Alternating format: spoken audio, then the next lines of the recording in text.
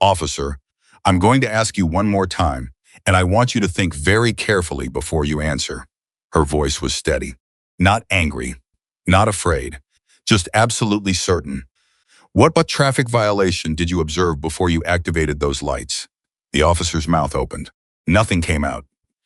Behind him, his partner had gone completely still, staring at the screen on the patrol laptop like he'd just read something that changed the entire morning. His face had drained of color. His hand was shaking slightly as he turned toward his partner and said the 6 words that would unravel everything. Travis, you need to see who you just stopped. Before we go any further, if you are watching this right now, please take 1 second to hit that subscribe button and turn on notifications, because this story is going to take you somewhere you did not expect. And when you get to the end, drop a comment and tell me what city you're watching from. I want to see how far this story travels. Now let's go back to the beginning, because what happened on Interstate 80 that Friday afternoon wasn't just about one woman and one motorcycle. It was about a truth that someone very powerful had spent a long time trying to bury. And it almost worked. The afternoon heat came off the Nevada desert like something personal. It pressed down on the asphalt of Interstate 80 with the kind of weight that made everything shimmer and distort, turning the road ahead into something's liquid, something uncertain. But Brooke Callahan had ridden in worse. She had ridden in rain so heavy, it felt like riding through a waterfall. She had ridden through mountain passes in October, when the temperature dropped without warning and the fog came in so thick you could only see 10 feet in any direction. She had ridden broken bikes home from job sites because she refused to leave them behind. Heat was just heat. She leaned into it and let it pass over her. The red Ducati Panigale V4 moved through traffic the way a well-tuned instrument should, precise. Controlled, every shift deliberate, every lane position chosen. Brooke was traveling 7 miles below the speed limit, not because she was nervous or cautious by nature, but because she had spent enough years reconstructing crashes to understand exactly what excessive speed cost a person. She had seen what it cost others too. She had stood at accident scenes on mornings that smelled like burned rubber and hydraulic fluid and known, within 60 seconds of looking at the evidence, exactly what had gone wrong. Speed was a choice, and Brooke made her choices carefully. She wore a full-face helmet in matte black, a mesh armor jacket, reinforced gloves, and boots that laced up over her ankle bones. Every piece of gear had a purpose. None of it was decorative. Underneath the back seat of the Ducati, tucked into a foam-lined hard case bolted to the frame, was an encrypted evidence drive. It was the reason she had skipped lunch. It was the reason she had gotten on the highway at 1:47 in the afternoon instead of waiting until rush hour cleared. It was the reason she had mapped 2 alternate routes and checked the legal filing deadline 3 times before she left the office. The drive contained over 400 pages of internal records, collision reconstructions, driver log comparisons, and maintenance histories belonging to Shaw Continental Freight, one of the largest regional trucking operations in the western United States.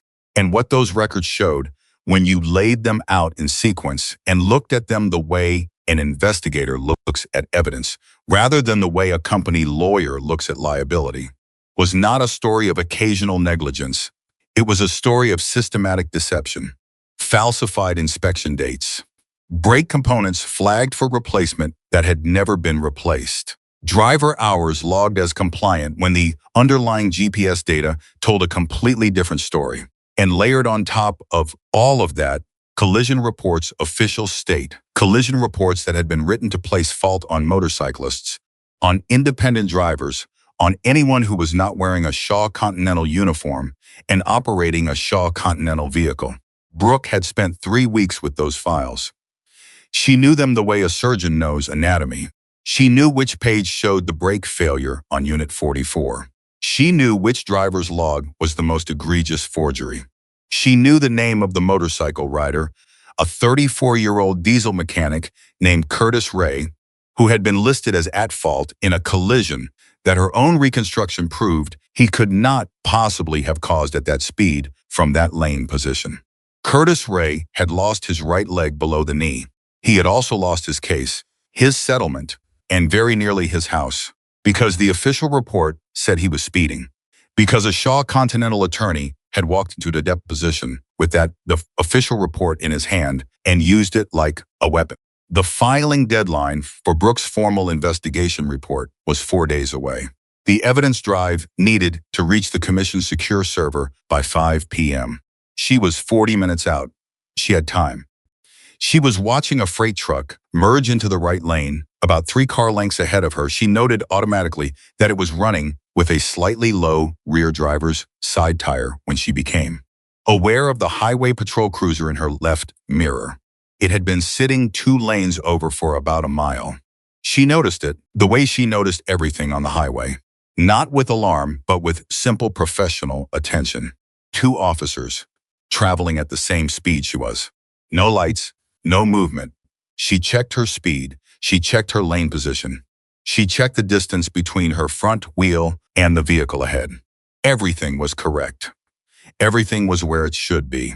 Then the cruiser shifted right, then right again. Now it was directly behind her. Brooke watched it in her mirrors. She kept her speed exactly where it was. She kept her lane exactly where it was. The lights came on. She felt something move through her chest, not fear. Not exactly, but something older than fear, something more tired. The specific exhaustion of a person who has done everything right and is about to be required to prove it anyway. She had felt it before, not often, but enough times that she recognized it immediately. She signaled. She moved to the right lane.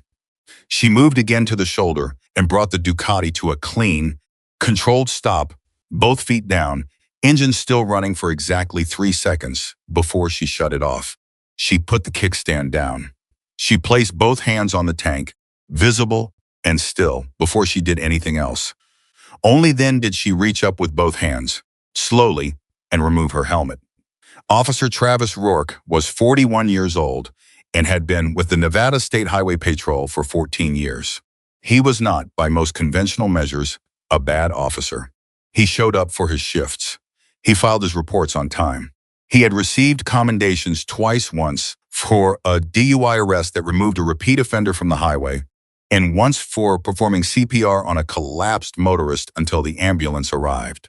His supervisors considered him reliable. His partner considered him thorough. What his partner had also noticed, over nearly 3 years of shared patrol shifts, was that Travis Rourke had a very specific kind of attention for motorcycles.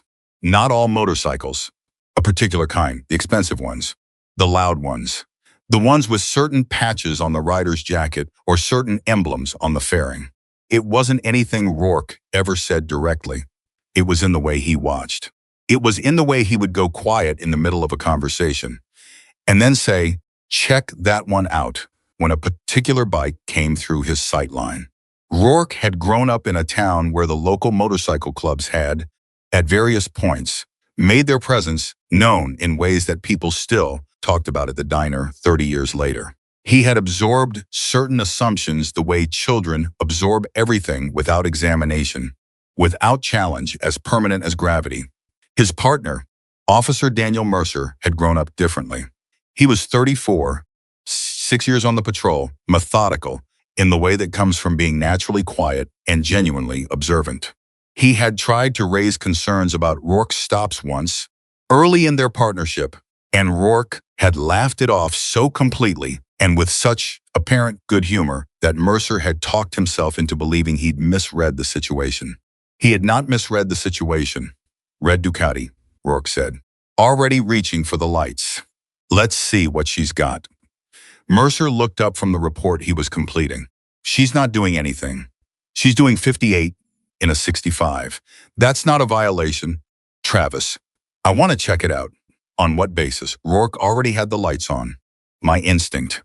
Mercer closed his laptop. He said, very carefully, "Instinct is not reasonable suspicion." Rourke didn't answer. The cruiser was already moving. Brooke waited with her hands on the tank. She watched both doors of the cruiser in her mirror. She watched the officer on the driver's side get out and walk toward her with the particular stride of someone who has already made up his mind about something. She had worked with enough law enforcement in her crash investigation years to read body language the way other people read road signs.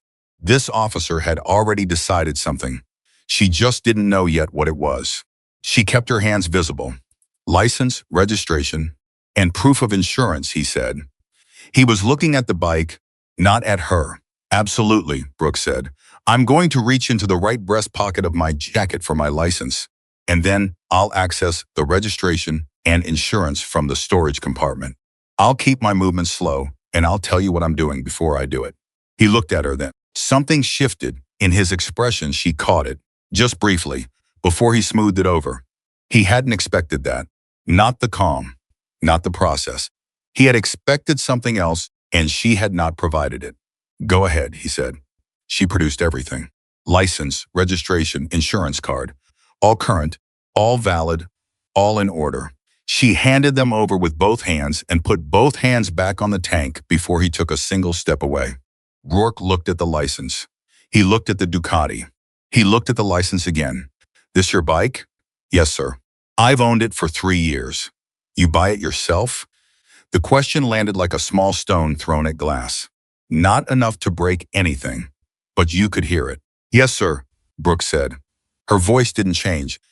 I rebuilt it myself as well. It was a track bike with frame damage when I acquired it. The VIN will show a clear title in my name, with no liens. Rourke walked around the front of the bike. He was looking at it the way someone looks at a piece of property they suspect doesn't belong to the person who has it. Slowly, skeptically, like a question was being asked that he hadn't phrased yet. Nice bike for a... He stopped himself. For a what? Brooke asked. Quietly. He kept moving around the bike. Expensive machine. Not many people rebuild these. I'm a certified motorcycle technician. I've been rebuilding performance engines since I was 17. Where do you work? Currently, I'm with the state. I can explain my current role. But I'd like to know first, what traffic violation did you observe before you initiated the stop? Rourke stopped moving. Excuse me. It's a straightforward question, officer. Every stop requires an articulable legal basis. I wasn't speeding. I wasn't changing lanes improperly. I wasn't following too closely. My equipment is fully functional. What did you observe? Rourke's jaw tightened. He looked back at Mercer, who had come up on the passenger side and was running the plate and license on the patrol laptop. Mercer kept his face neutral, but Brooke could see him looking at the screen, and she could see something change in the way he was holding himself. A small stiffening, a slight pulling. Back he had read something, but he didn't say anything yet. Rourke turned back to Brooke. I'm going to need you to step off the vehicle. Am I being detained? Yes, ma'am. On what grounds? I observed potential erratic lane movement. Brooke looked at him for a long moment. Then she reached slowly into her jacket, produced her phone, and said, I'm going to record this encounter. Do I have your badge number? You don't need my badge number. In the state of Nevada, citizens are entitled to the badge number of any officer detaining them. Officer, your badge number, please. Mercer said it from across the hood of the Ducati. Quiet and fast, 4,471. Rourke, Travis. Rourke turned to look at his partner. Mercer was still looking at the screen. The recording began. Brooke set the phone on the Ducati's mirror mount where it could see both officers and told them it was running. She did not do this to provoke. She did this because she had spent enough hours sitting across from attorneys in deposition rooms to know that the only evidence that cannot be disputed is the evidence that was captured in real time, without editing, without interpretation, without the comfortable fog of human memory reshaping itself around what someone wished had happened. Officer Rourke, she said, I'm going to ask you to walk me through the specific lane movement you observed, the time, the location, the nature of the deviation, because my own writing tells me it didn't happen. And if you have dash cam footage that shows otherwise, I'd like you to note that for the record. Rourke's face had gone through several colors. He was not stupid. He understood what was happening. He also could not stop it, because stopping it would require admitting that it had started wrong, and that was something Travis Rourke did not know how to do. The stop is valid, he said. I don't need to justify my observations to you. You will need to justify them in a proceeding, Brooks said. But that's fine. We can deal with that later. Right now, I'm asking you as a professional courtesy to tell me what you saw. Because I believe we both know nothing happened. You got a club emblem on your fairing, Rourke said, and his voice had shifted. The professional neutrality was gone. Something else had come in, behind it, something he probably didn't hear in himself. Brooke didn't follow his eyes down to the lower fairing. She kept her eyes on his face. I have a memorial emblem for the Hells Angels highway safety ride held 2 years ago, she said. The chapter organized a fundraiser for families of riders killed in preventable collisions. My father participated. I put the emblem on the bike as a personal tribute. The Hells Angels is a legal organization. Association with a legal organization is not probable cause for anything. That kind of association tells me something, Rourke said. What does it tell you? He paused. In the pause, Brooke saw First close his eyes briefly. The way people close their eyes when they know something is about to go wrong and feel powerless to stop it. It tells me, Rourke said, that I should take a more thorough look at the situation. At my legal motorcycle, which I legally own, with a legal emblem, on a legal stretch of highway, where I was traveling below the speed limit, her voice was still even. Officer Rourke, I want you to hear yourself very clearly right now, because there is a recording. I'd like your consent to search the vehicle, Rourke said. No, Brooke said immediately. You do not have my consent to search. You do not have probable cause to search without consent. This conversation is being recorded, and I am clearly stating that I do not consent to any search of my person or property. Rourke's eyes went flat. This was the moment Brooke could read it perfectly where a person who is wrong becomes dangerous, because they've moved past embarrassment into something more stubborn, something that has forgotten the original question and is only concerned now with not losing. I'm calling for a canine unit, Rourke said. Brooke looked at him for exactly 3 seconds. Then she said, Of course you are. Mercer had not spoken in 4 minutes. He stood on the passenger side of the Ducati with the patrol laptop, and on that laptop screen was the result of a standard license verification that had returned something that was not standard at all. He had run the name 3 times because the first time he thought the system had made an error. The third time confirmed what the second time had shown. Callahan, Brooke Ann. Director, Nevada Motorcycle Safety Commission. Former NHVP Crash Investigation Unit. 8 years authorized state evidence custodian. Commission badge active. He stood with that information in his hands, and he felt the specific, cold, expanding discomfort of a person who has just watched a train begin moving and cannot immediately determine whether he is on it or in front of it. He should have said something 3 minutes ago. He should have said something before Rourke called for the canine unit. He had run the plate at the same moment. Rourke asked her to step off the vehicle, and he had known from that moment who she was, and he had said nothing. He told himself it was because he was processing. He told himself it was because he needed to be sure. He told himself, very quietly, a story about his partner of 3 years and about loyalty and about not making a scene on the side of the highway. But somewhere beneath all of those stories, Mercer knew the truth. He had stayed quiet because staying quiet was easier than saying out loud that the stop should never have happened. Travis, he said finally. Rourke had his phone to his ear, calling in the canine request. Travis. Louder this time. Rourke turned.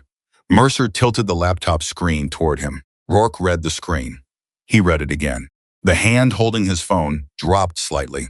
Not all the way down, just enough, a fraction of an inch. But Brooke saw it.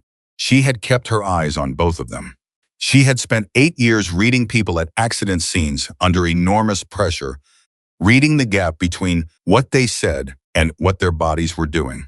And she had become very good at it. She saw the shift. She let it sit in the air between them without saying anything. Because she had learned from her father, from 15 years of working in rooms where people had more power than she did, that sometimes the most important thing you can do is let other people hear what they've just said in the silence that follows it. Rourke ended the call on his phone. He had not canceled the canine unit yet. He was looking at her now with a different kind of calculation, and she recognized that too, the recalibration. The moment when the story someone has been telling themselves about a situation collides with a reality that won't fit the story. "You could have told me who you were," he said. And Brooks said something that would live in the official complaint, the internal investigation report, the legal brief, and eventually the public hearing transcript.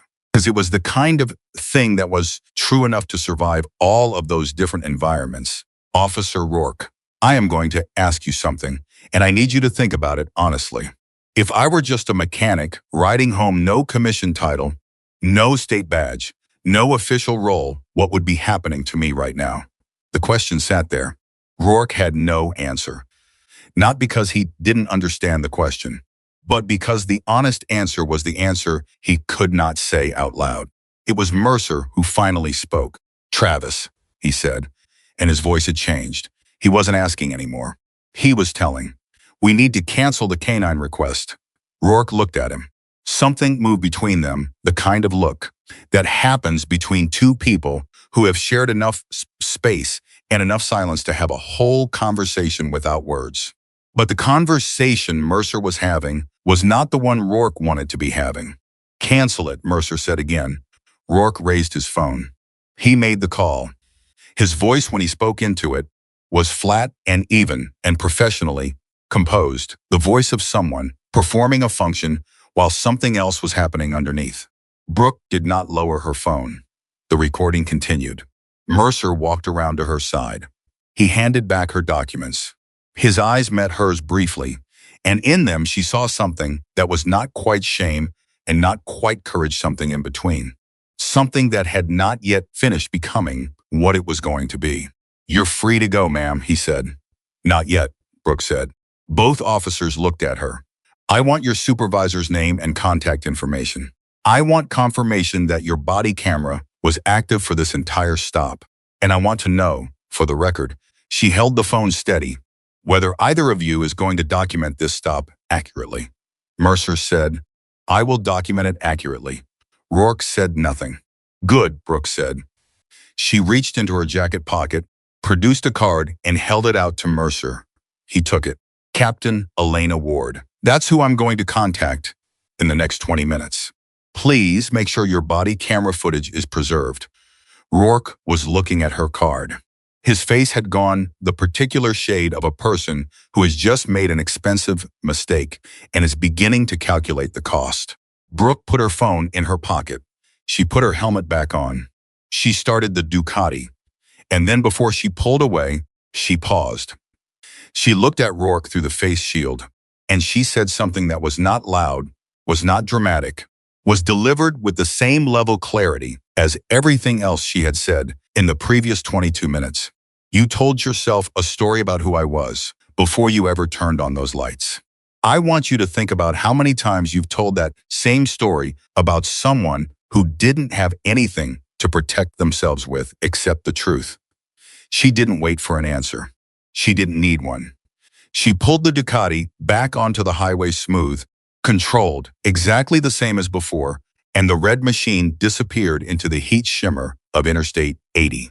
Rourke stood on the shoulder of the highway for a long moment after she was gone. The patrol cruiser was behind him, lights still on, marking the spot where he had stopped a woman riding exactly within the law because something about the picture she made hadn't fit the story he'd been carrying around since before he put on a uniform. Mercer came up beside him. Neither of them spoke for a while. Finally, Mercer said, "I ran her the moment you asked her to step off the vehicle." Rourke looked at him. "I saw who she was," Mercer said, "and I didn't say anything fast enough." He paused. "That's on me. And we need to talk about what we're going to put in this report." "We're going to write the report accurately," Rourke said. But his voice was doing something strange, something thin and careful, like a person crossing ice who can hear it beginning to crack. "Write it exactly the way it happened, Travis. Every word. Because she has that recording and the body cameras have the footage. And if the report doesn't match those, it won't just be a complaint." Rourke didn't answer. Half a mile up the highway, a radio call came in. "An accident." A freight truck had shed part of its load across 2 lanes. The road was blocked. There were injuries. Mercer picked up the radio. He gave their location. He began driving toward it. He didn't know yet that the truck was a Shaw Continental vehicle. He didn't know that the woman who had just ridden away from them was already listening to the same radio traffic, was already recognizing the company name, was already processing what it meant that the evidence in her case and the wreckage on the road in front of her had just become part of the same sentence. Mercer knew, as he drove toward the smoke, rising 3/4 of a mile ahead, was that the stop they had just made had not ended when the Ducati pulled away. Something had only just begun. He could feel it, the way you feel a current moving beneath still water not visible. Not loud, but impossible to pretend you're not standing in it. He drove toward the smoke. Behind him, Rourke sat in the passenger seat with Brooke Callahan's card in his hand, reading her name and her title for what was now the 4th time, his jaw working at something he could not yet bring himself to say out loud. The highway stretched ahead of them, long and flat and glittering in the Nevada heat, carrying everything it always carried: people in motion, things hidden, the space between what happened and what gets written down afterward. And somewhere ahead, just past the curve in the road, the red Ducati had stopped. Brooke was already on the radio. She was already calling it in. She was already moving toward the wreckage of a Shaw Continental truck with the particular focused calm of a person who has been trained to walk toward things other people run away from. She had not pulled over because of who she was officially. She had pulled over because a person might be hurt, and she had the skills to help, and that was her father had told her when she was 12 years old, and had pulled apart her first engine and put it back together, the only reason that ever mattered. The smoke rose into the blue Nevada sky. The afternoon had just become something much larger than it had been 23 minutes ago. And Travis Rourke, reading a name on a card in a cruiser window with the AC blowing cold against his face, was only beginning to understand the size of what he had just walked into. The smoke was real. That was the first thing Brooke registered when she crested the slight rise in the highway and saw what was ahead of her.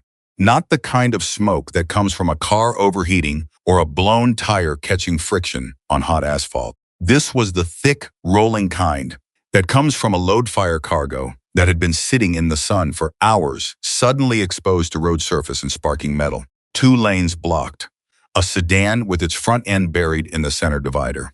And in the middle of all of it, angled across the right lane at 45 degrees, a Shaw Continental freight truck with its rear doors hanging open and crates scattered across 200 feet of highway like something had simply let go. Brooke was off the Ducati before she had consciously decided to stop. Her training didn't announce itself. It just moved her body while her mind was still catching up. She pulled her phone, dialed 911, gave the mile marker, described the scene in the 20-word shorthand of someone who has done it 100 times: 2 vehicles, lane blockage, possible injuries, load fire beginning, and was already moving toward the sedan before the dispatcher confirmed the call. The driver of the sedan was a woman in her mid-50s named Patricia, and she was conscious but couldn't open her door. Brooke talked her through it while keeping one hand on the frame and her eyes on the truck cab, watching for any movement that would tell her the driver was in worse shape than she could see from outside. Patricia's hands were shaking badly.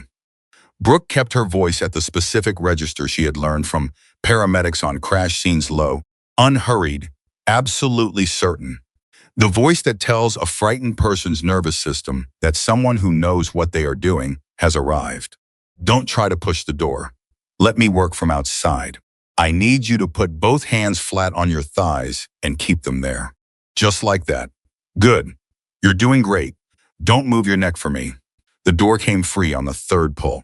Brooke had her hand on Patricia's shoulder before the woman could try to stand. Stay seated. Don't get up yet. I need to check you first. Can you feel both feet? Yes. Yes, I think yes. Good. That's good. Does anything feel sharp or wrong in your neck or back? No. I'm okay. I think I'm okay. That truck just came apart.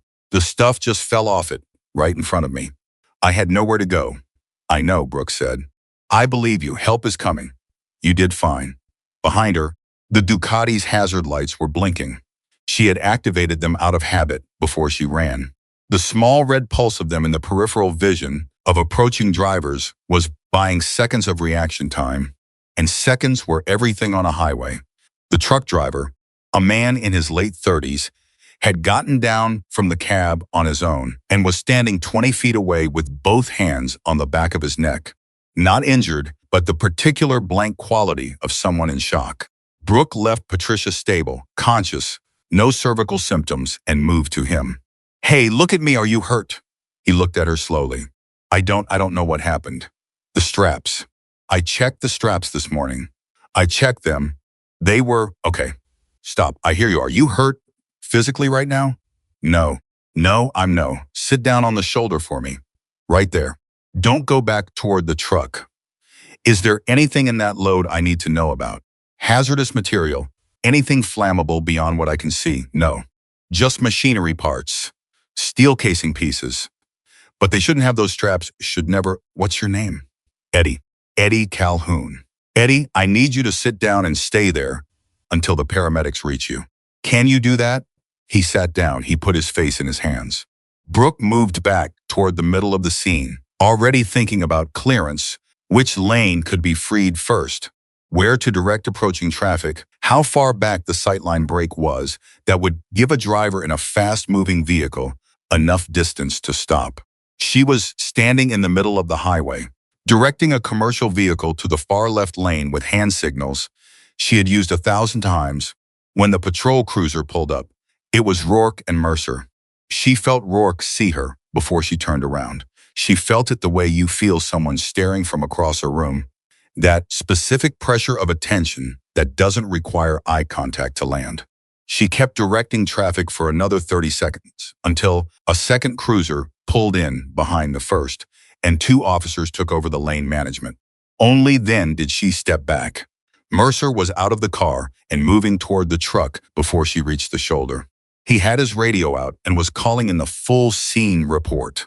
His voice was steady and precise, and Brooke noted that he was good at his job, genuinely good, the kind of competence that has nothing to do with circumstance and everything to do with character. Rourke came to stand a few feet away from her. Neither of them said anything for a moment. Then Rourke said, "You know this company." It was not a question. Brooke looked at him. "Why would you say that?" "Because you heard the company name on the radio and you stopped. You were already past this section. You turned around." She studied his face. He was more observant than she had given him credit for. That was worth noting. "I'm a former crash investigator," she said carefully. "When I hear a major load separation on an interstate involving a freight carrier, I stop. That's not specific to any company, but you recognized it. Officer Rourke, are you asking me a question in an official capacity right now, or are you making conversation?" He looked at her for a long moment. Something in his face was working through itself. She could see it. The way you can see a current moving through water without being able to name exactly what it is. He was recalibrating again. But this time, the recalibration felt less like strategy and more like something honest trying to get out. "That truck's straps failed," he said quietly. "Eddie Calhoun has been driving for Shaw Continental for 6 years. He told me he flagged that load rig for recertification 3 weeks ago. The maintenance supervisor signed off that it was done. The paperwork says it was done." Brooke went very still. "He filed that complaint 3 weeks ago," she said. "That's what he says. And the maintenance record shows it was addressed? That's what the document says." She held his gaze. She didn't say anything else. She didn't have to. Because Travis Rourke, for all of his assumptions and all of his defensive certainty, was still a highway patrol officer who had been on the road for 14 years, and he could read the look on a person's face when they already know the answer to the question being asked. "What's on that drive?" he said, very quietly, almost to himself. Brooke said, "I don't know what you mean." "The locked case under your seat," he said. "You're a state evidence custodian. You're on your way somewhere. And the moment you heard Shaw Continental on that radio, every bit of professional distance you'd been maintaining went out the window for about 3 seconds. He paused. I've been watching people's faces at accident scenes for 14 years. I know what recognition looks like. She looked at him for a long time. Long enough that Mercer came up beside them and looked between them and had the good sense not to say anything. Finally, Brooks said, "You're a better observer than your judgment this afternoon would suggest, Officer Rourke." He flinched. It was small, but it was real. "I think," Brooks said, "that you or your partner should ensure that Eddie Calhoun's complaint is documented today, verbatim, before anything else gets written." Rourke looked at her. "Is that a recommendation?" "It's a strong one." She walked back to her motorcycle. She did not hurry. She checked the lock case under the rear seat, undisturbed, sealed, exactly as it should be. She pulled out her phone and called Captain Elena Ward, not for the first time, but this time for a different reason. The first call, 20 minutes ago, had been about the stop. This call was about something that had just grown considerably larger. Ward picked up on the second ring. "Captain Ward, it's Brooke Callahan. I need you to know about 2 things. The first is that I was detained on I-80 by Officers Rourke and Mercer approximately 30 minutes ago without observable traffic violation. I have a complete recording of the encounter, and I'm requesting that their body camera footage be preserved immediately." She didn't wait for Ward to process that. "The second thing is that there's been a load separation incident involving a Shaw Continental vehicle at mile marker 194. A driver named Eddie Calhoun says he filed a maintenance complaint 3 weeks ago that the company's records show was addressed. Based on what I can see at this scene, it was not addressed. Captain, that company is in my evidence files." Silence on the line. Then Ward said, very carefully, "How long until you reach the office?" 40 minutes if traffic clears. Don't stop anywhere else." A pause. "Brooke, the footage you said you have a recording?" "Complete audio. From the moment I identified myself as recording, through the moment I left the scene." Another pause. Longer this time. "I'm going to need you to understand something before you get here," Ward said. "We're going to handle the stop complaint properly. I'm going to look at everything. But the way this lands, the fact that the stop happened the same day, you're transporting Shaw Continental evidence that is going to complicate things for you if we don't control the narrative immediately." "I'm not interested in controlling a narrative," Brooke said. "I'm interested in accurate documentation." "Then give me 40 minutes, Ward said. "And Brooke, drive carefully." Brooke hung up. She put her helmet on. She started the Ducati. She pulled back onto the highway.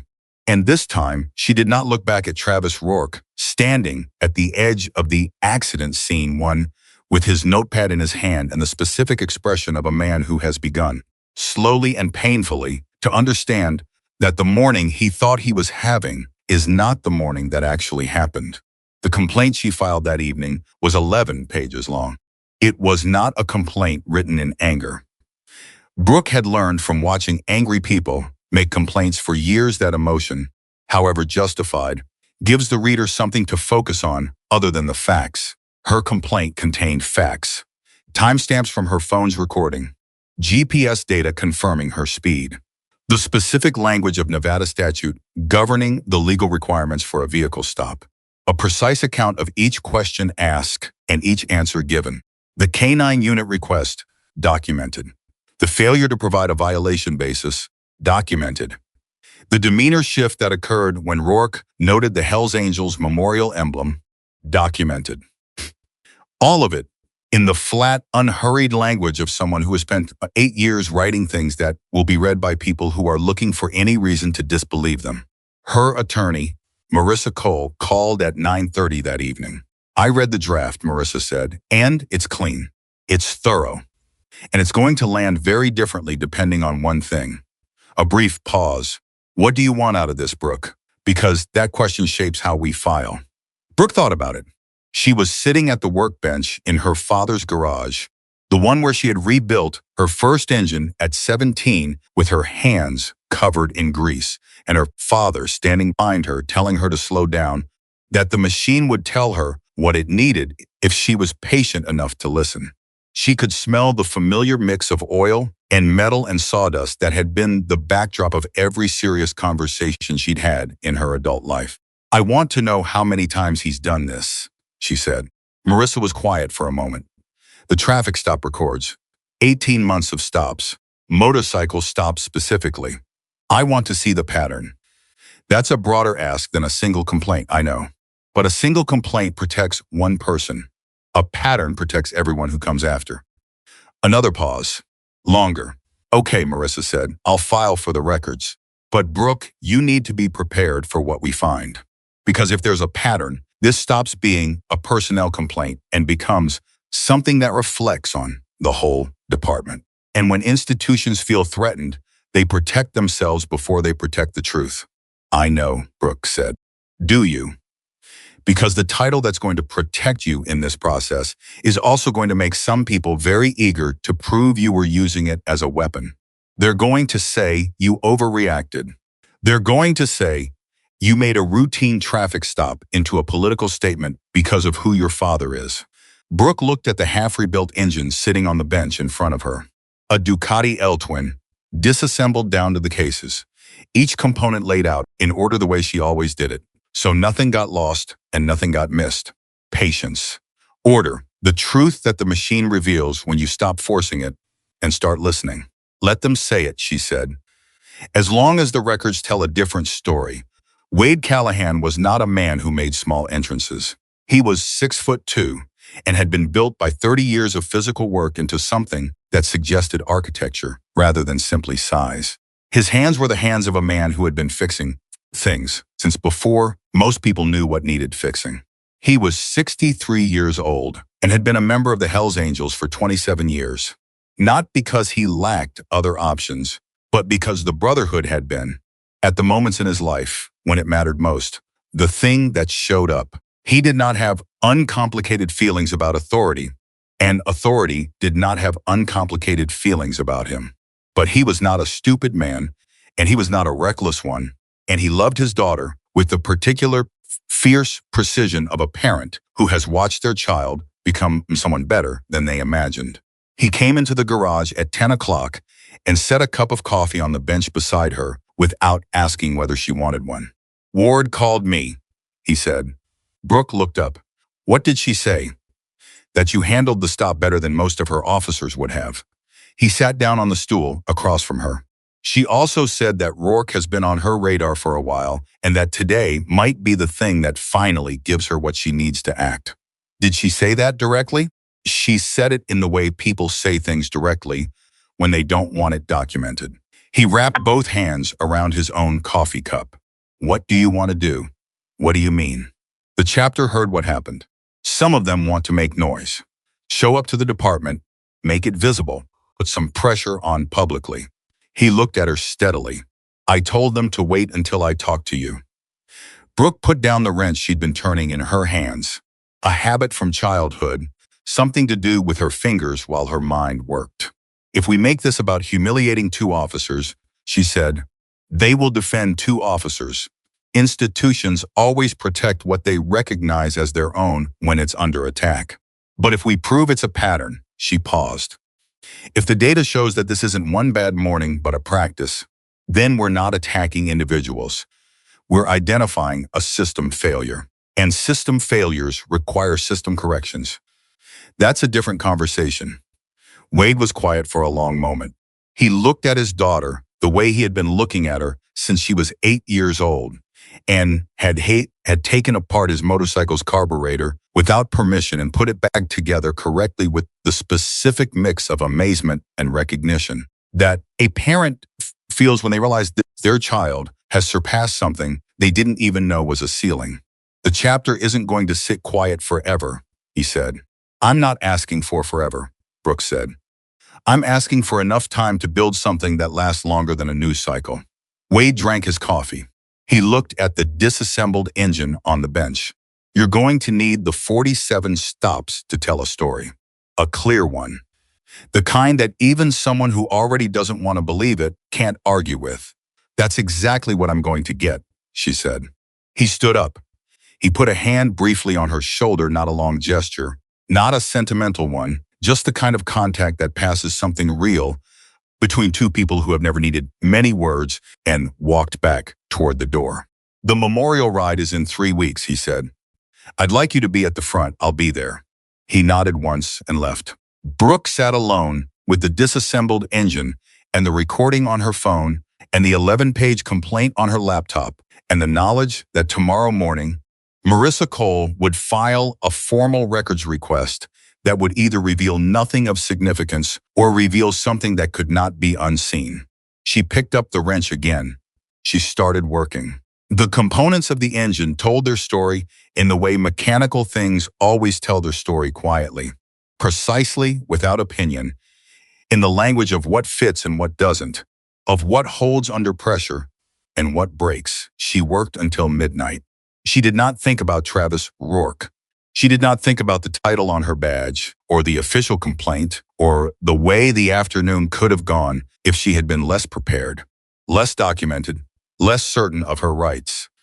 She thought about the drive under the seat and the 47 stops she didn't know about yet, and a man named Curtis Ray who had lost his leg and his case and nearly his house because someone had written the wrong thing in an official report and no one had looked closely enough at the numbers. She thought about the fact that the truck that lost its load that afternoon belonged to the same company whose records were sitting in a locked case 6 feet away from her. She thought about the maintenance complaint Eddie Calhoun said he filed 3 weeks ago. She thought about a brake component on vehicle unit 44 that had been flagged and never replaced. She thought about what connects things that appear unconnected. She had been an investigator long enough to know that coincidences exist, but that the specific kind of coincidence where multiple failures orbit the same name, that particular kind, is almost never actually a coincidence. Outside, a motorcycle started somewhere down the street.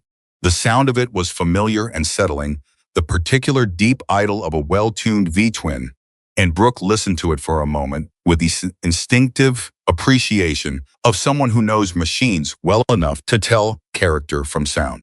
Then she went back to work. 3 days later, Marissa Cole called at 7 in the morning. Brooke was already at her desk. She had been at her desk since 6. The records came back, Marissa said. Something in her voice was careful in a way that it hadn't been the night they filed.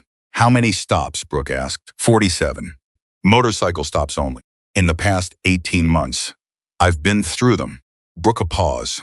34 of the 47. He asked for consent to search 34 times. In 18 months. Brooke wrote the number down. And clean license returns. 26 riders were held after their documents came back without violations. 26 people sat on the side of the road after there was no legal reason to continue holding them. Another pause. And the demographic breakdown. Most of the riders were women, or displaying club affiliations, or both. 5 stops resulted in actual citations. 5, all minor equipment issues. Brooke was quiet. There's one more thing, Marissa said, and her voice went quieter. There's a complaint in the database from 14 months ago. A woman named Nora Briggs. She was held for nearly an hour after refusing consent to search. Her license was clean. Her bike was registered. She had committed no violation. She filed a detailed complaint, a beat. It went into administrative processing and was never assigned to an investigator. Never assigned, Brooke said. The system shows it as received. After that, nothing. It just stopped moving. Brooke set down her pen.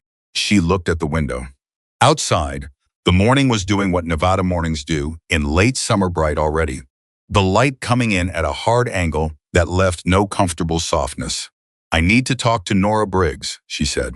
I thought you might say that, Marissa said. I found a contact number. She's a paramedic. Works the day shift out of Station 7 on Galletti Way. A pause. Brooke, if she agrees to come forward, this stops being your experience. It becomes a pattern. And a pattern is something that, I know what a pattern is, Brooke said.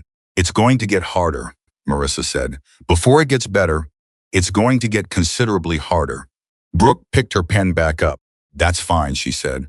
Hard things usually are. She hung up the phone. She looked at the number she'd written at the top of the page. 47. 34 searches requested.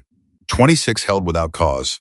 One complaint buried in administrative silence for 14 months. One woman with a clean record and a refused search who had tried to say something and been met with nothing. She thought about all the mornings. Those people had probably woken up since then, still carrying what had happened to them.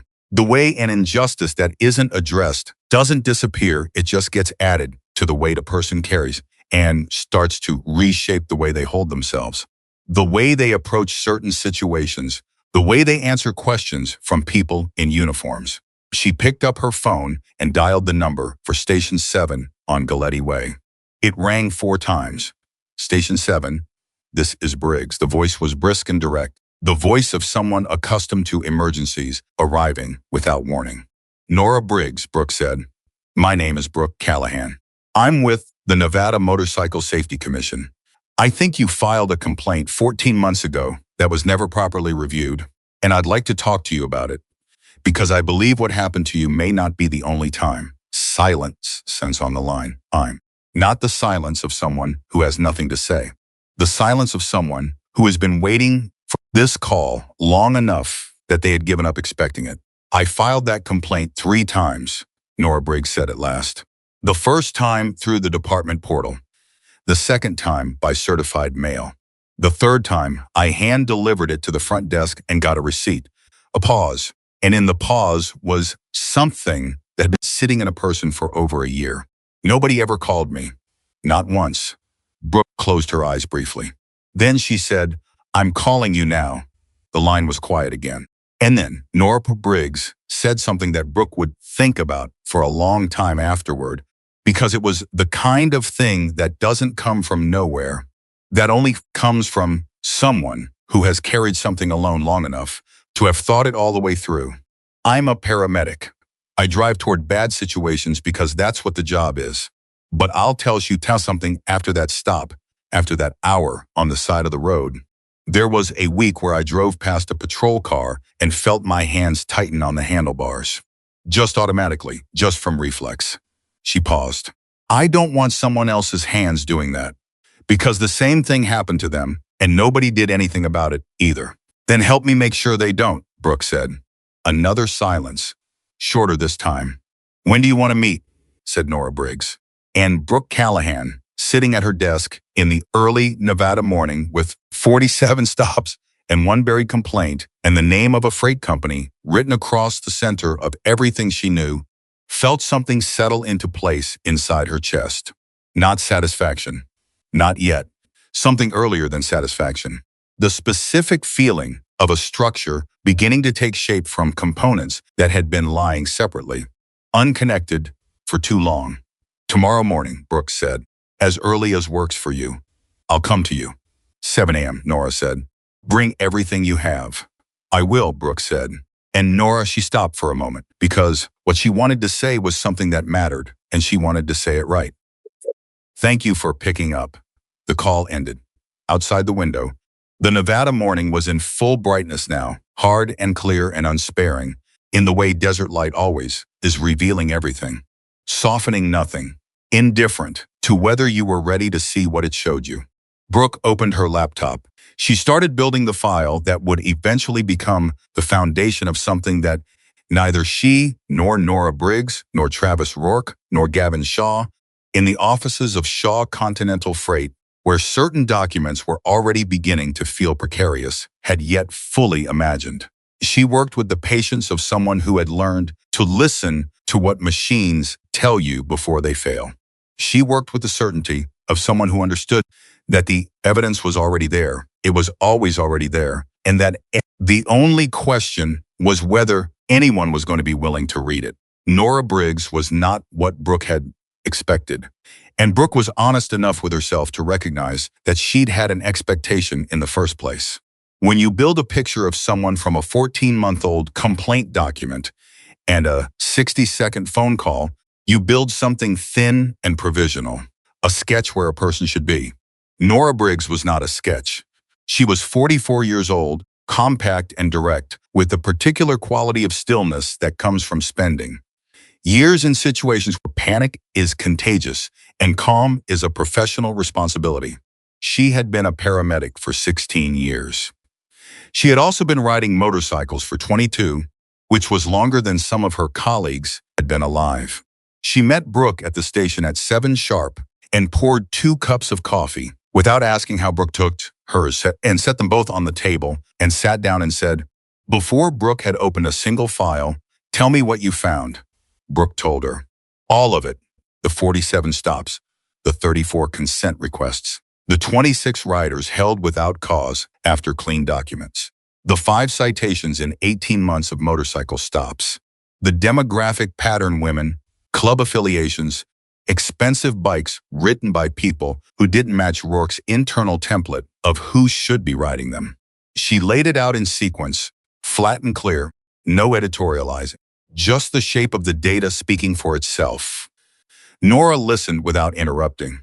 She held her coffee cup in both hands and she listened, and Brooke watched her face move through things: recognition, anger, something that took longer to identify, but eventually resolved into the particular expression of a person who has spent over a year wondering whether they imagined something, being told by the evidence that they did not imagine it.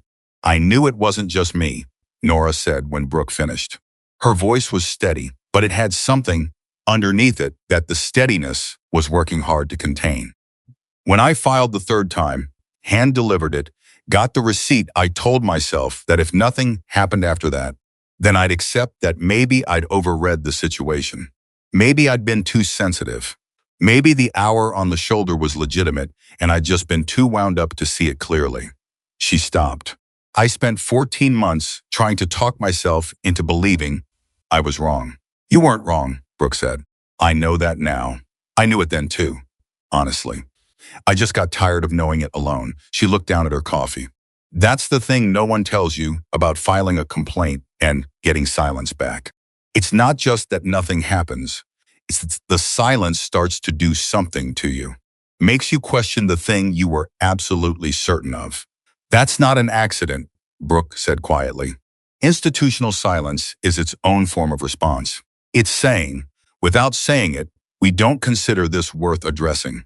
And when an institution tells a person their experience isn't worth addressing often enough, eventually some of them stop reporting. Nora looked at her directly. Is that what they were counting on? I think, Brooke said carefully, that it's what the pattern suggests. Whether it was deliberate policy or accumulated inertia, the result is the same. 26 people held without cause.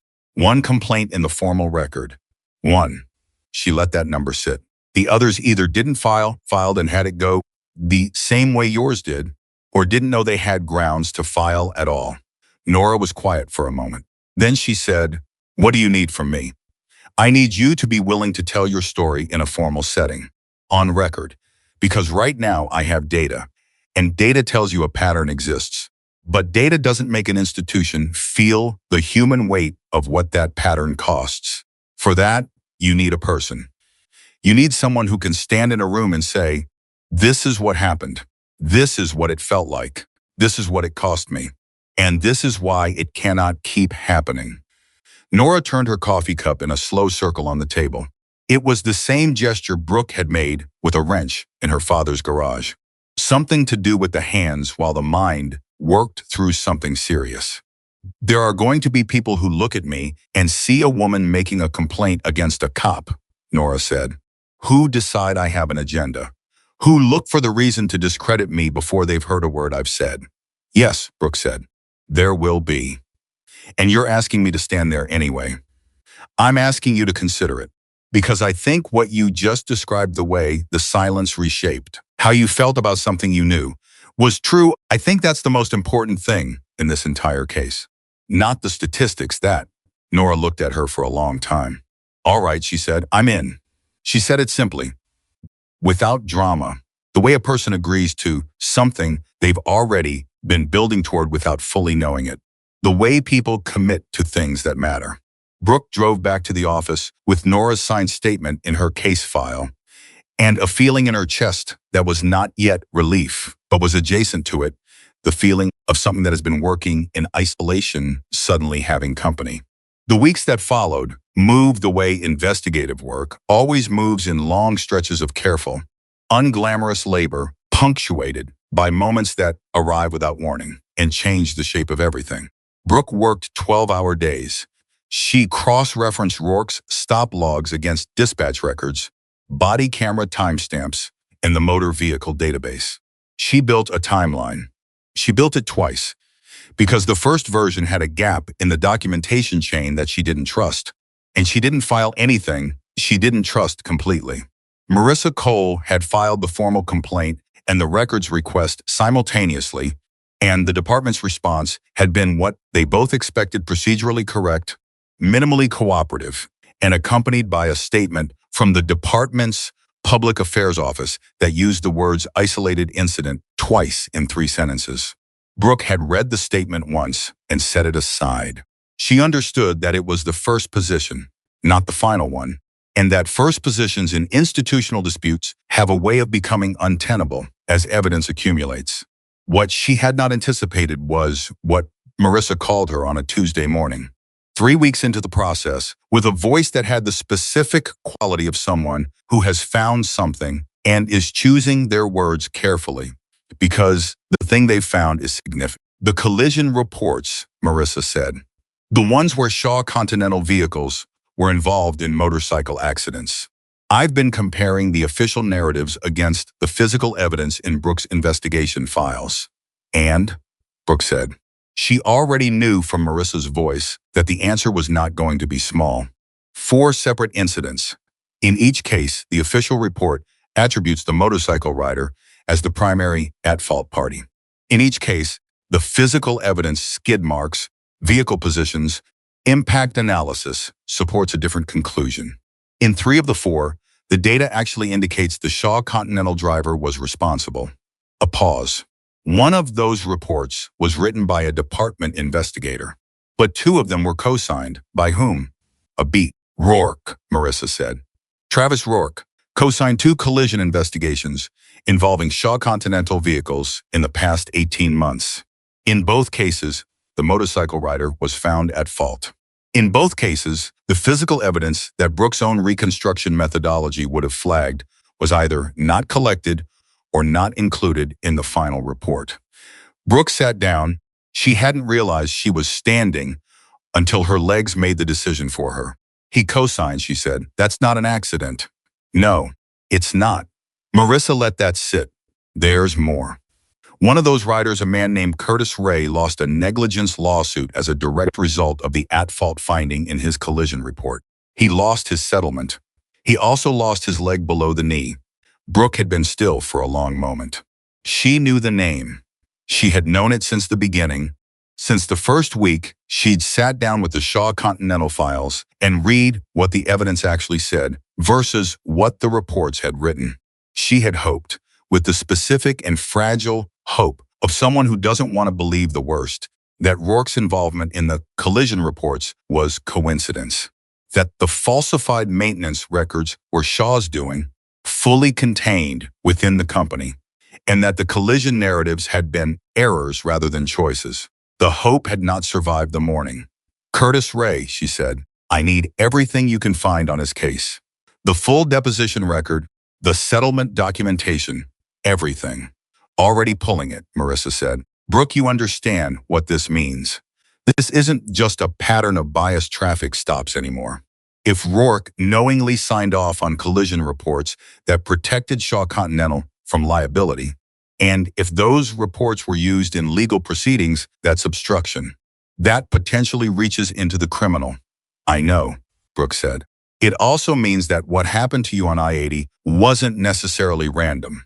If Rourke has been working in Shaw's orbit, even informally, even without explicit arrangement, then stopping a state evidence custodian traveling with Shaw files isn't just bias. It's something else. Brooke didn't answer immediately. She was thinking about the accident scene, about Rourke's face when he heard the company name on the radio, about the way he had looked at her after, not with the embarrassment of someone caught in a bad judgment call, but with something more complicated. Something that looked, in retrospect, like fear. When was the last donation from the Shaw Highway Safety Association to Rourke's private police foundation? She asked. The pause that followed was the length of someone pulling up a document they had already found and were now choosing the right moment to deliver. 6 weeks ago, Marissa said, $1,400, marked as a community partnership contribution. Brooke was quiet for a very long time. File for the hearing, she said at last. We're ready. The notice for the public hearing went out on a Thursday.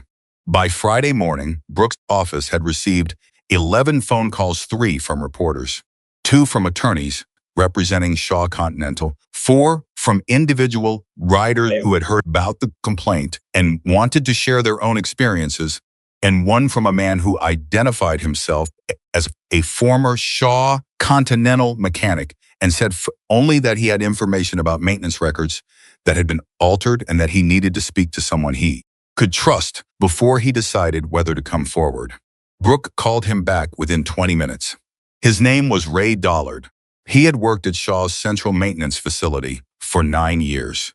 He had been laid off 8 months ago, 2 weeks after raising concerns internally about brake components on vehicles flagged for replacement that were not being replaced.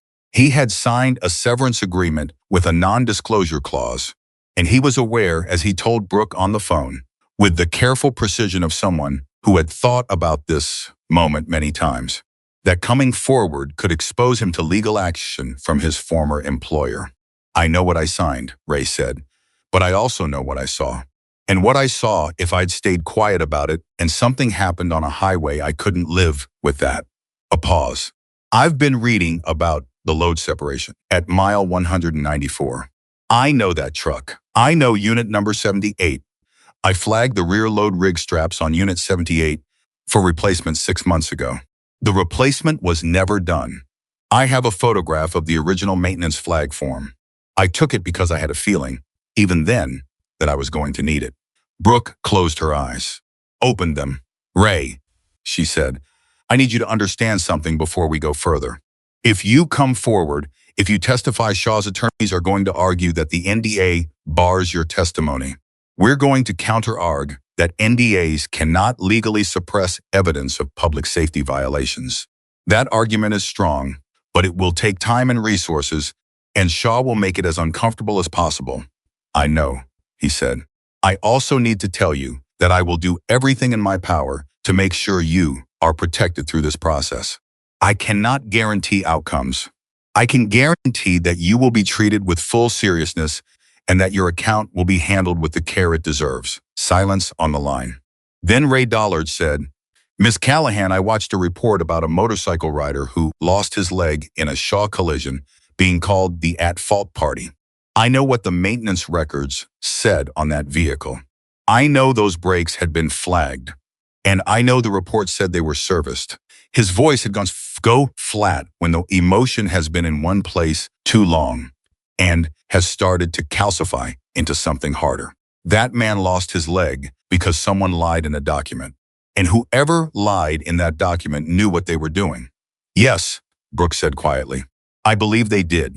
Then I'm coming forward, Ray said. Tell me where to be and when. She told her father about Ray Dollard that evening. Wade listened without interrupting, which was not his natural inclination, and which meant he understood that what she was telling him was something that required the respect of full attention. When she finished, he said, This is bigger than a traffic stop. It was always bigger than a traffic stop, Brooke said.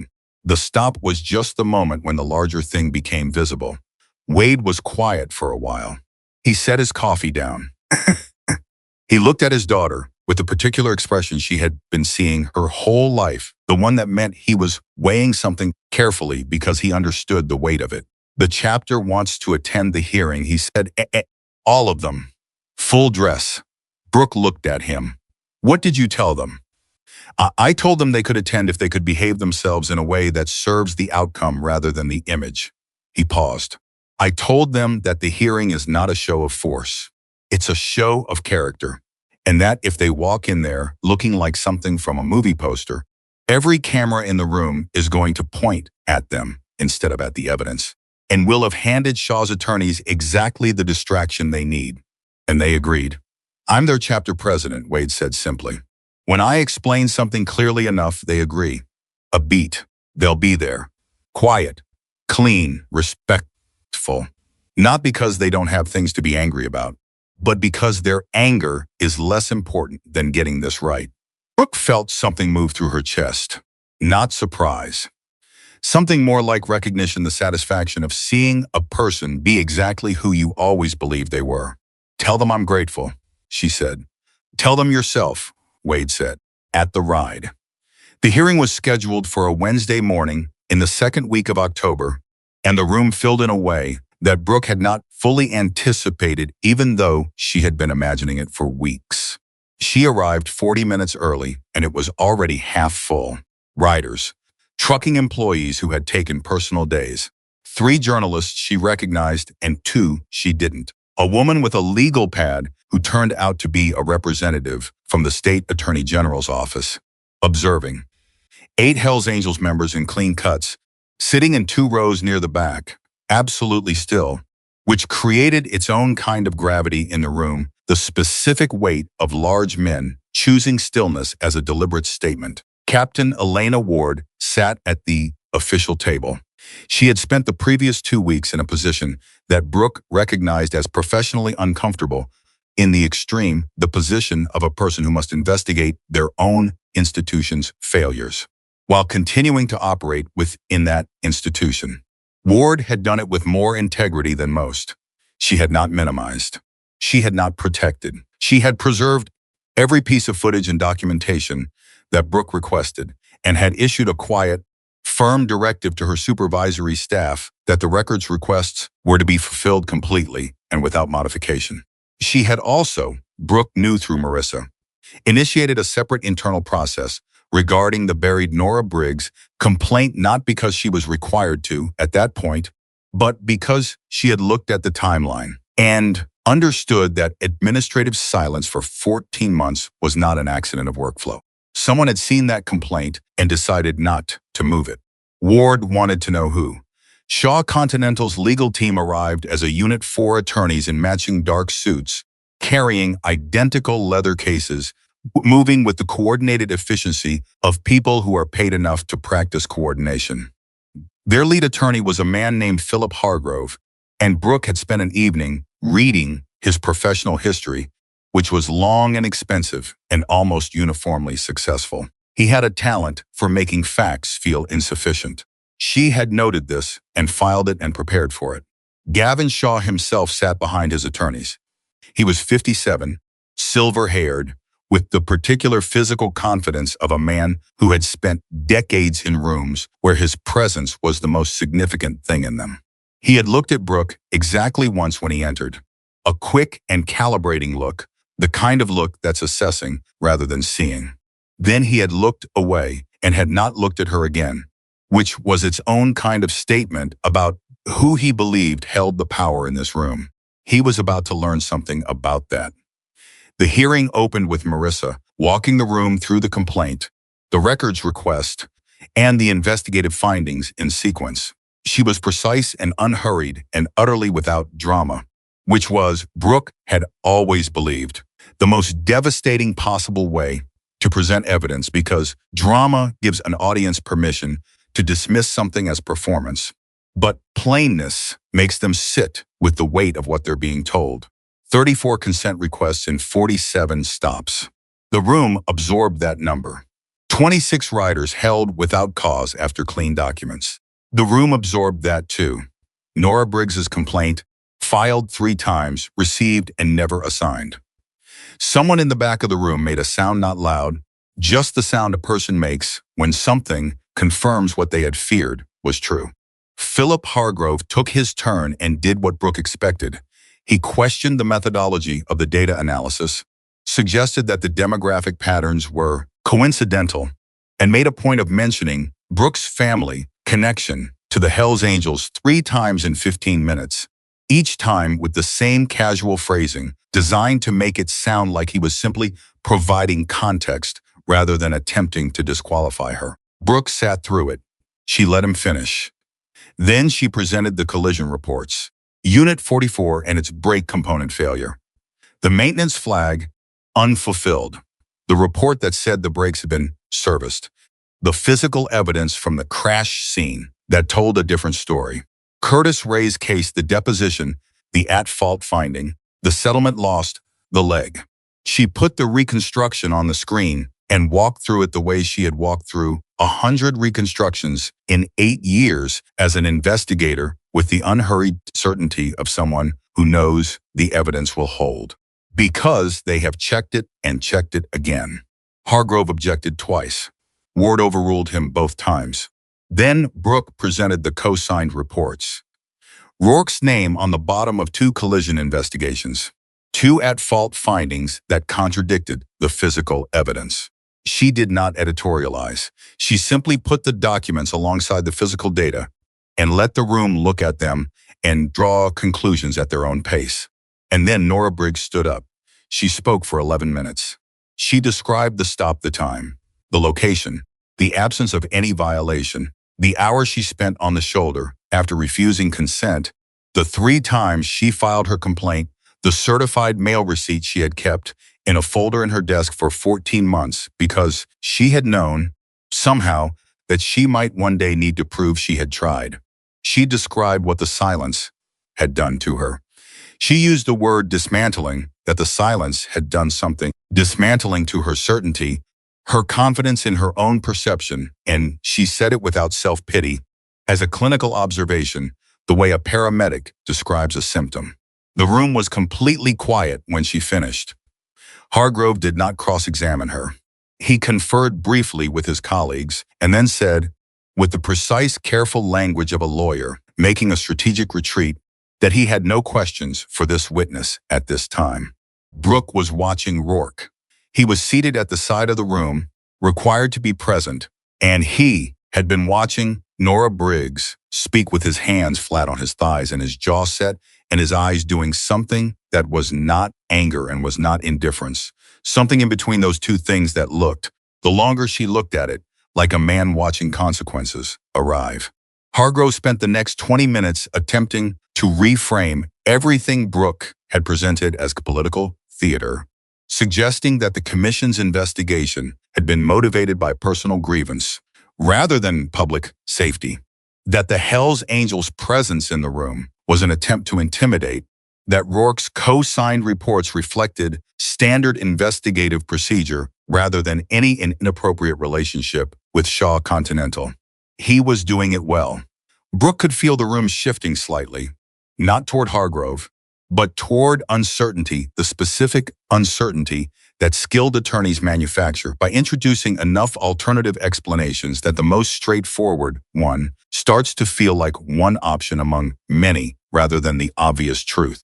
And then the door at the back of the room opened. Brooke didn't know who it was at first. She heard the room change, heard the quality of attention shift, the way a room's silence has different textures depending on what's producing it. She turned.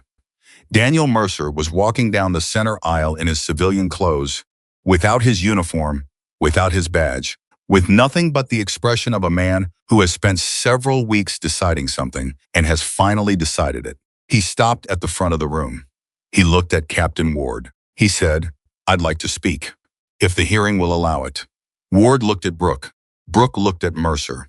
She had not known he was coming. She had not asked him to come. Whatever he was about to say had arrived entirely on his own momentum. "The hearing allows it," Ward said. Mercer sat down. He did not look at Rourke.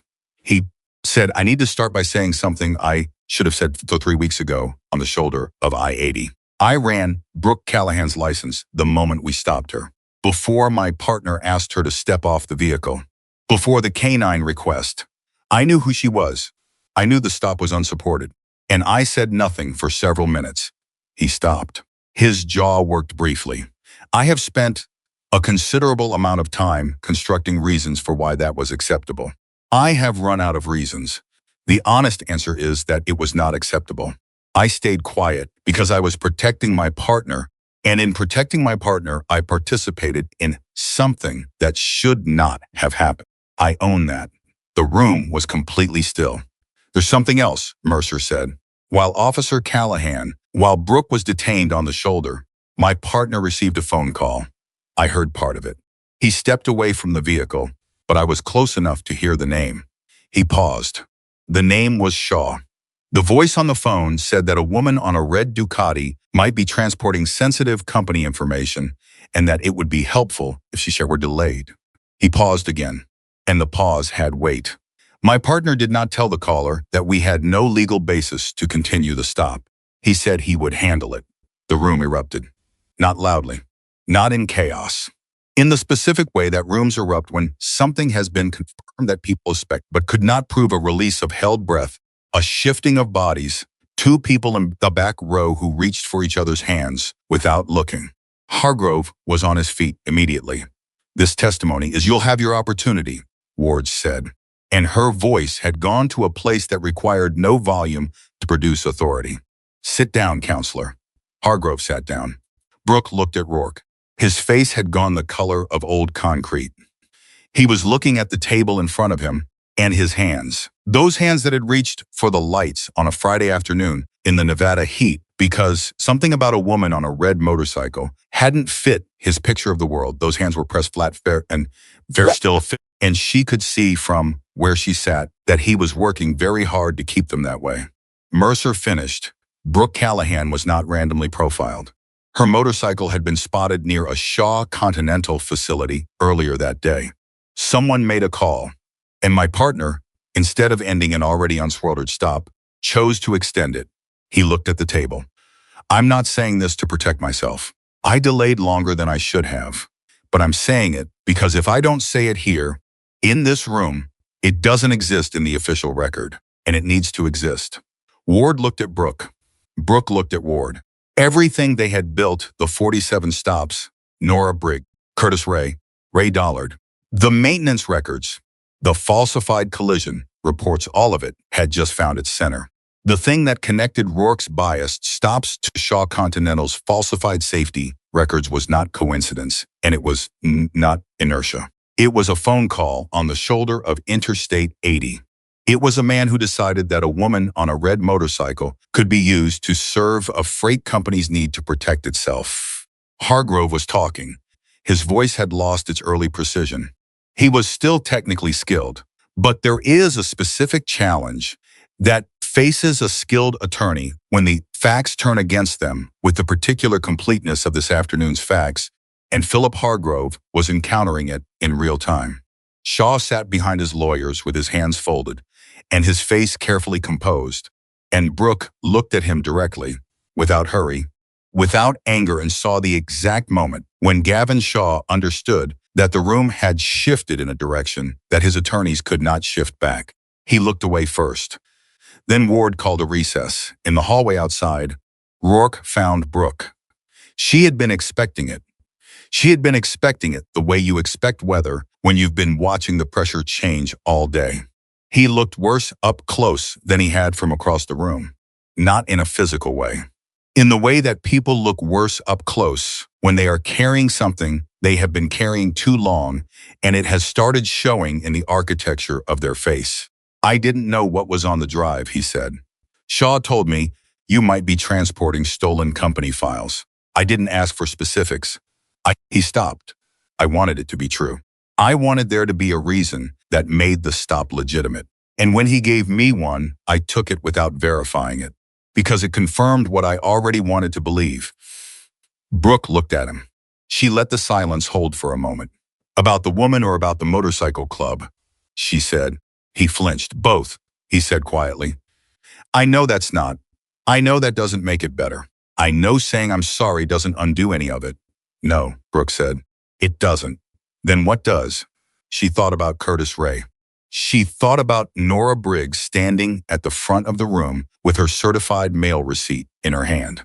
She thought about Ray Dollard's photograph of a maintenance flag form that he had kept for 8 months because he'd had a feeling he was going to need it. "You review every stop," she said.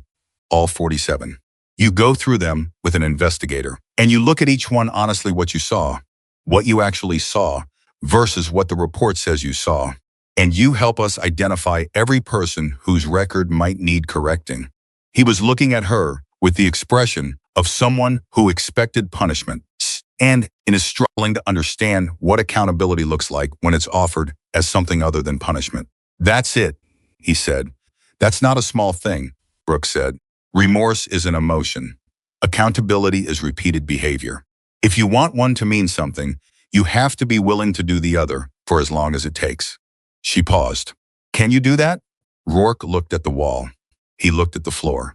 He looked at something that wasn't visible in the physical room, something he was looking at privately, inside the country of his own conscience, where the only map is the one you draw yourself. Yes, he said finally. Then start with Curtis Ray, Brooke said. He deserves to know what the evidence actually showed. She walked back toward the hearing room. Behind her, she could hear the sound of the hallway voices, footsteps, the low murmur of a room full of people who have just witnessed something important and are still making sense of it. Ward fell into step beside her. Shaw's attorneys are requesting a private settlement conference, Ward said quietly. No, Brooke said. Brooke, everything that happens from here happens in public, Brooke said, in a room with a record. Because the problem with private settlements is that they solve specific cases while leaving the conditions that produce the cases completely intact. And I'm not interested in solving one case. I'm interested in making sure the next person on that highway doesn't need a commission title to get treated lawfully. Ward was quiet for a moment. Then she said, all right. They walked back into the hearing room. The rows were still full. The Hells Angels members in the back were still perfectly still, and in their stillness was something that Brooke thought about for a long time. Afterward, the specific discipline of a group of men who had good reasons to be loud and had chosen, for the purpose of this afternoon and this outcome, to be something else entirely. Her father caught her eye from the third row on the left. He didn't say anything. He just looked at her with the expression he had worn since she was 17 and putting engines back together by the light of a single hanging bulb, the expression that said, I knew you could do this. I always knew. Ward called the room to order. The hearing resumed. And somewhere in the building, Gavin Shaw's attorneys were already making phone calls they had hoped they would never need to make.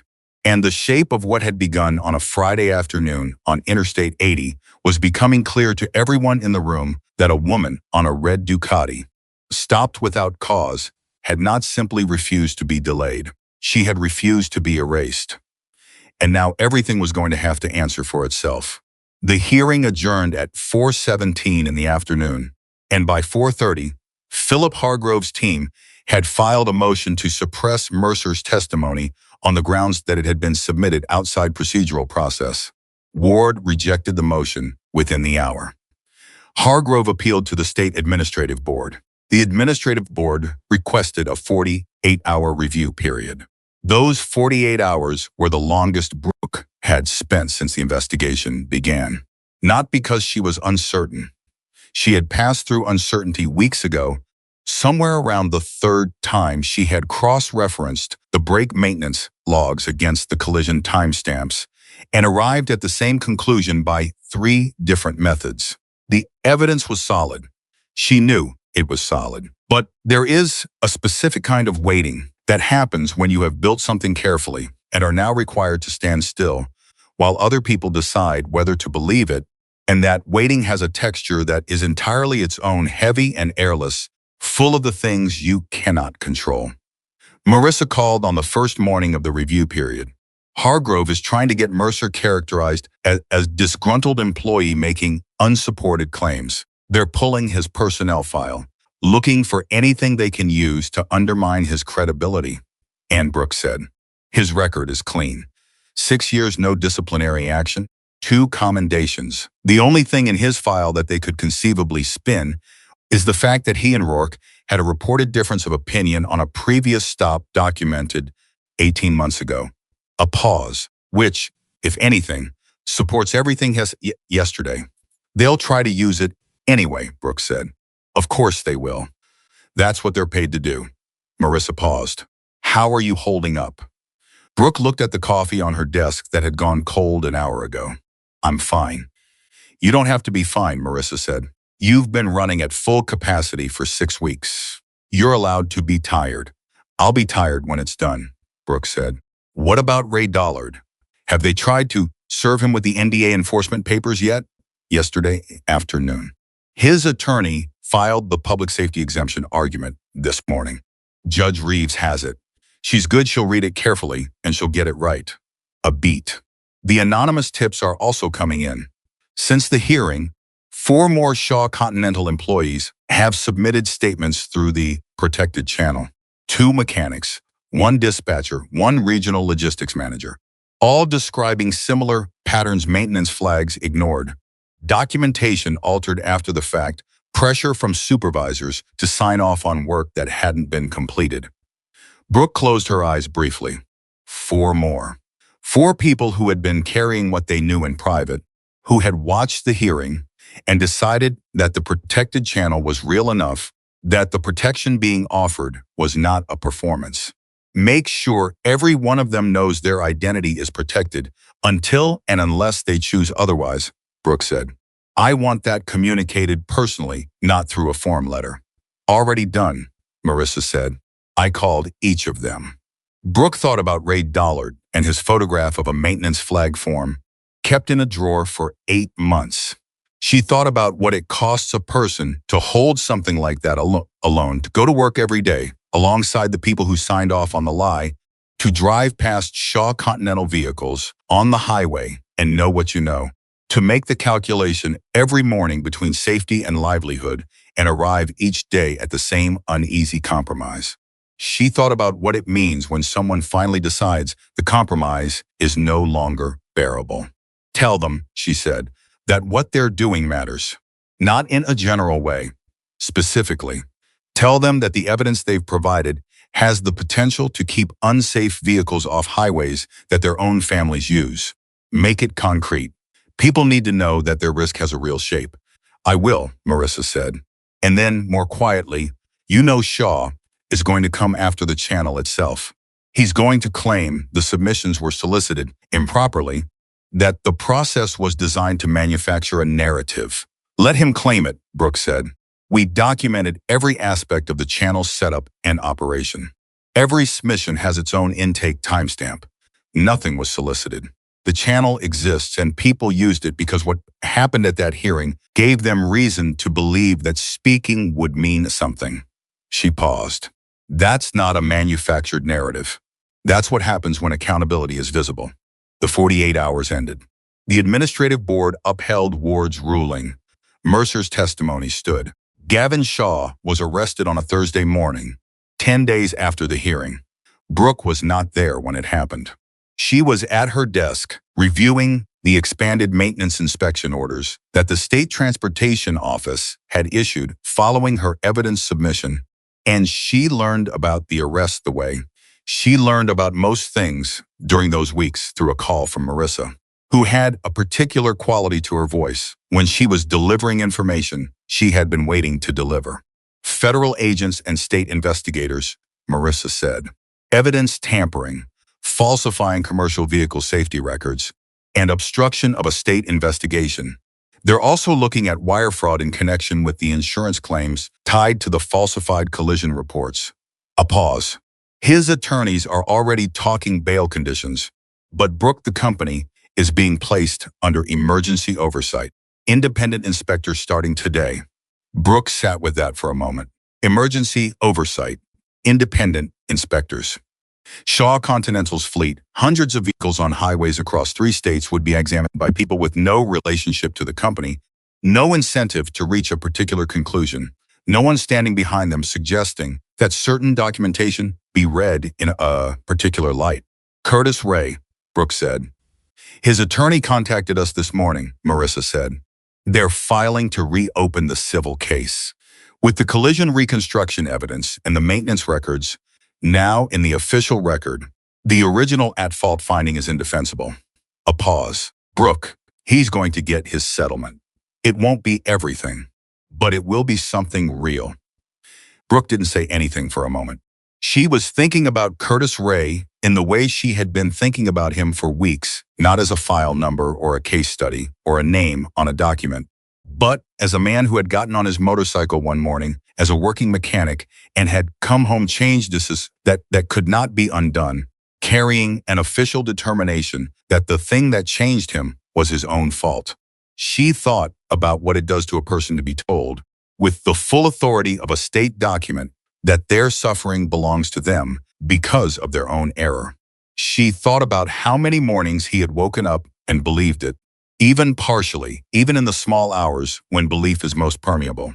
When you talk to his attorney, Brooks said, tell him that Curtis can call me directly if he wants to, not in an official capacity, just if he wants to talk to someone who looked at what actually happened. I'll tell him, Marissa said. Curtis Ray called that afternoon. He had a deliberate voice, careful in the way a person who has learned to be careful after carelessness cost them something irreplaceable. And he was quiet for the first part of the call, letting Brooke explain what the evidence showed and what it meant for his case.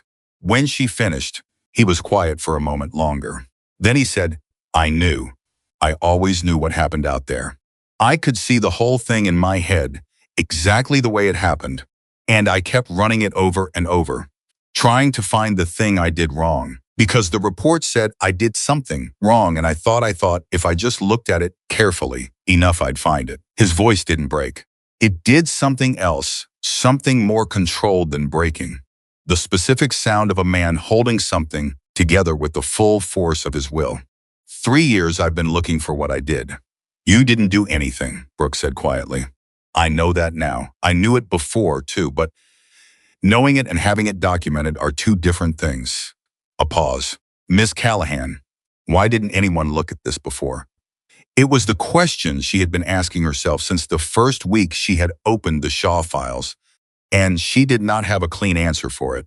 Because the honest answer involved things that were not clean: institutional complacency, financial influence, the specific blindness that develops when an organization stops asking certain questions because the answers are inconvenient. She said as much plainly because Curtis Ray was owed plain truth. That's the thing about patterns, he said. They don't look like patterns when you're inside one. They look like individual incidents, like normal. He paused. Thank you for looking closely enough. I'm sorry it took this long, Brooks said. Yeah, he said. Me too. Rourke's suspension was formal and official and came with a letter from the department that used language Brooke recognized as the institutional equivalent of bracing for impact careful. Procedural, designed to create distance between the department as an entity and the actions of the individual officer while acknowledging that the individual officer's actions had occurred within the department's knowledge and under its supervision. She read the letter when Ward sent it to her for comment. She sent back 3 suggested additions to the remediation language and said nothing about the suspension itself because she had meant what she said to Rourke in the hallway. Punishment alone changes nothing.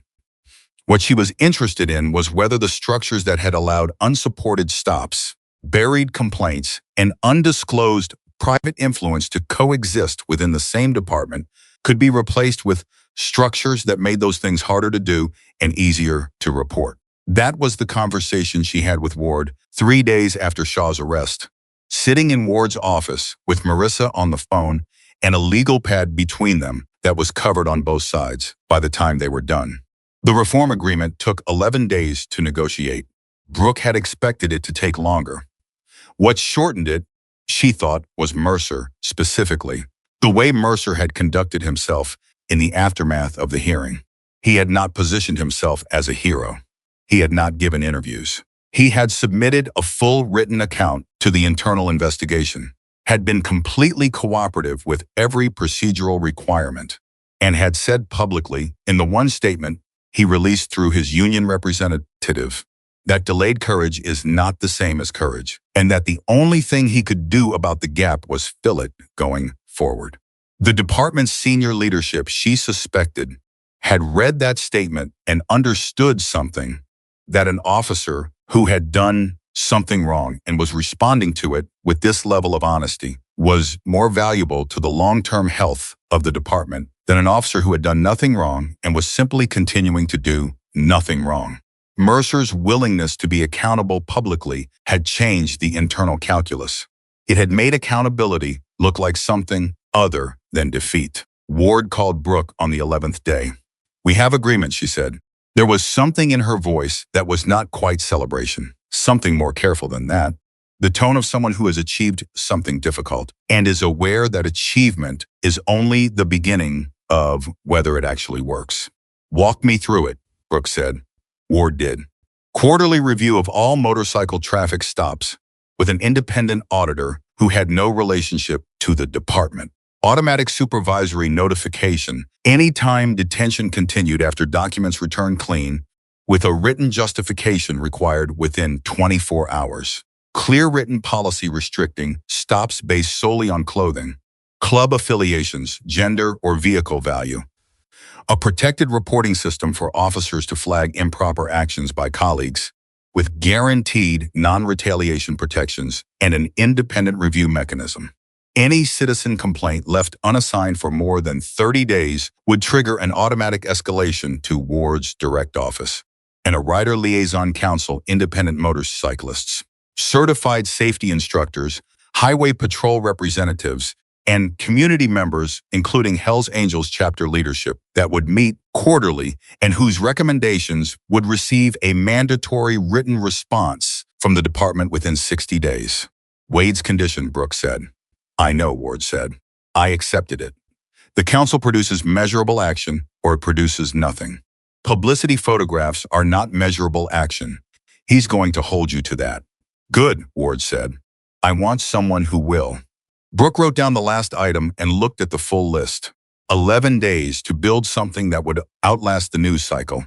That would still be operating in 3 years when the specific people involved in this specific situation had moved on or retired or been reassigned. That would function as a structural protection rather than a personal one. It was not everything. She knew it was not everything. There were things that couldn't be addressed by policy, the deeper, older assumptions that Travis Rourke had absorbed so thoroughly he hadn't even known they were assumptions. Those things change slowly, through repeated contact with evidence that contradicts them, through the kind of gradual recalibration that happens when a person is required, genuinely required, by circumstance and consequence to update the story they've been telling themselves. She thought about what she had asked Rourke to do. Review all 47 stops. Go through each one with an investigator, honestly, and look at what was documented versus what was actually seen. Identify everyone whose record might need correction. He had started 3 days after the hearing. She knew because Ward had told her, and Ward had told her because Ward had been the one to sit down with Rourke on the first morning and explain what the process would look like and what was expected of him, and Rourke had arrived 10 minutes early with a yellow legal pad and had not left until 6 in the evening. He had come back the next day, and the day after that. Ward described it to Brooke as precisely as she could. He's not performing remorse. That's the thing I keep watching for. Because performance is easy, and I've seen enough of it to recognize it immediately. What he's doing is harder. He's sitting with each stop and genuinely trying to reconstruct what he saw versus what he assumed, and when those two things don't match, he says so. A pause. It's costing him something. You can see it. But he's not stopping. Brooke listened to that and held it carefully. She was not ready to call it redemption. She was not certain she would ever be ready to call it that, because redemption was a word that existed primarily for the benefit of the person being redeemed, and her concern was not Travis Rourke's internal journey.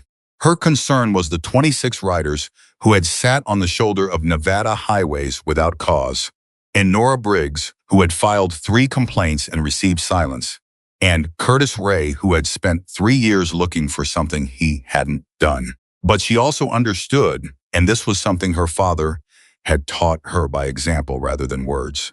Across decades of watching him lead a chapter of men who had good reasons to be angst, that transformation doesn't happen in the abstract. It happens in specific people making specific choices on specific mornings, and you cannot produce it by demanding it. You can only create conditions where it becomes more possible than it was before. She was trying to create conditions. The meeting with Mercer happened 3 weeks after the hearing, at Brooke's request, in a coffee shop 2 miles from the department. She had asked because there was something she needed to understand, and she was honest enough to know she couldn't understand she understand it without asking him directly. Mercer arrived in plain clothes and ordered black coffee and sat across from her with the careful attention of a person who has been thinking about this meeting since he knew it was coming. Why that moment? Brooke asked. Not preamble, not build-up, just the question. He knew what she meant. The hearing. You could have come forward earlier. You had the information for weeks. He wrapped both hands around his coffee cup. He looked at the table for a moment. I kept telling myself it wasn't my call, that the investigation would find what it needed to find without me. That Rourke would, I don't know. I think I was waiting for him to do it himself, to look at what was happening and decide to come forward.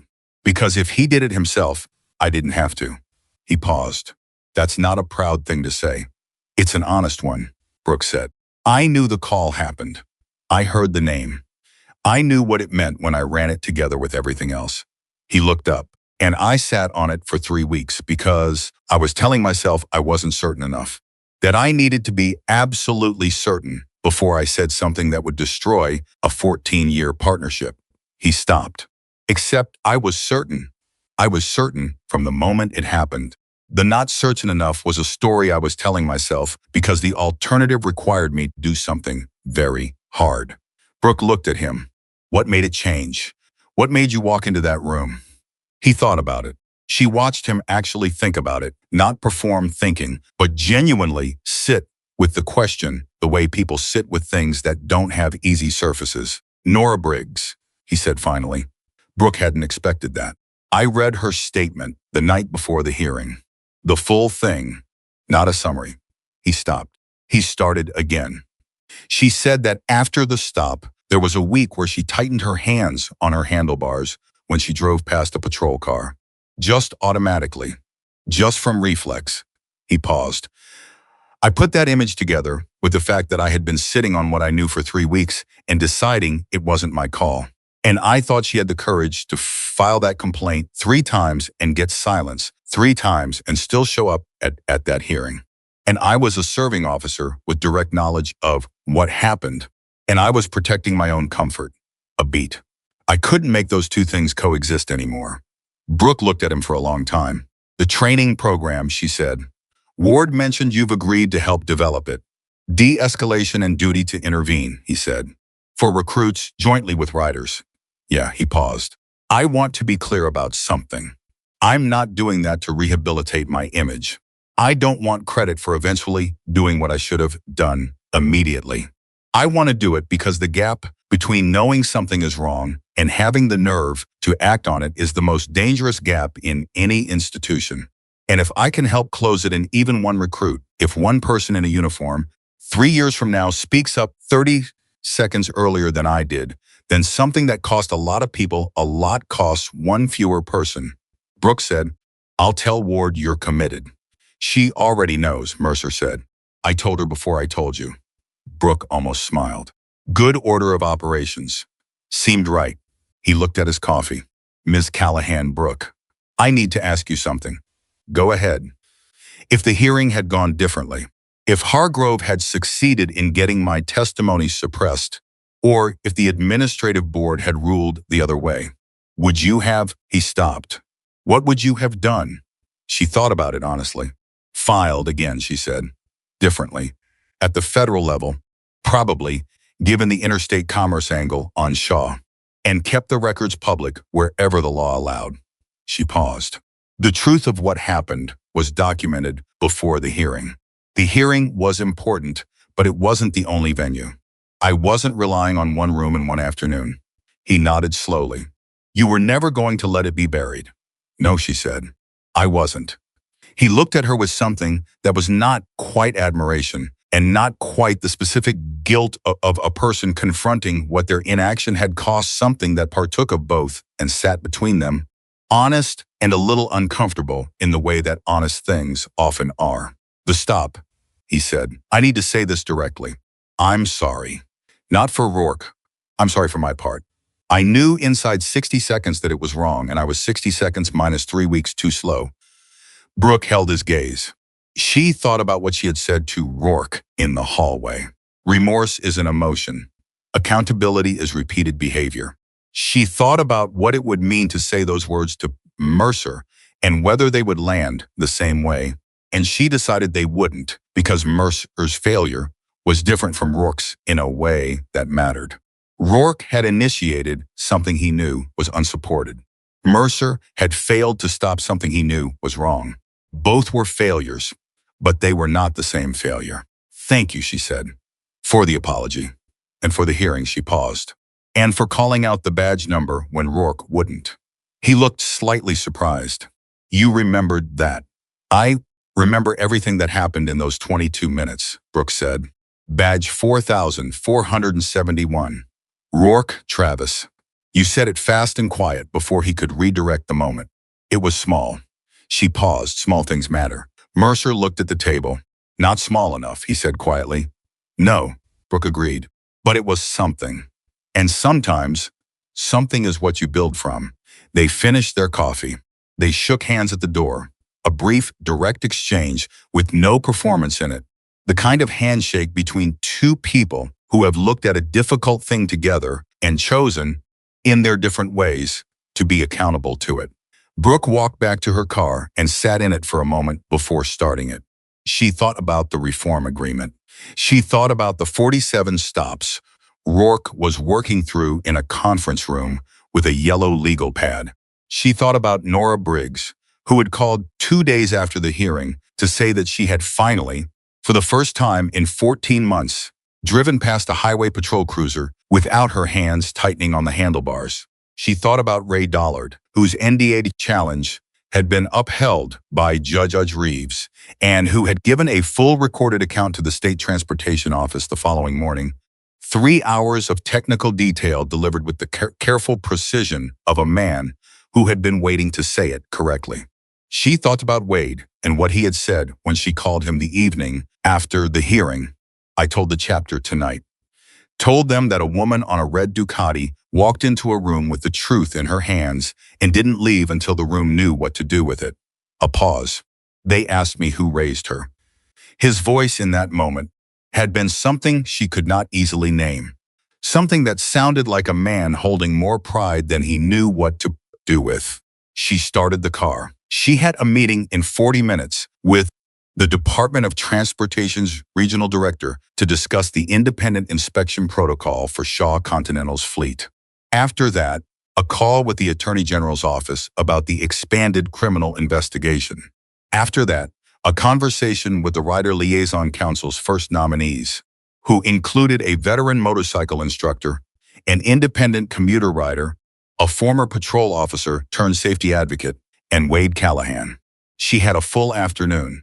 She had a full week. She had, in the truest sense, work to do, real specific, consequential work that would be visible in the choices of real people on real highways in the months ahead. She pulled out of the parking lot and merged into traffic, and the Nevada afternoon moved past her windshield the way it always did, hard light. Long distances, everything very clear.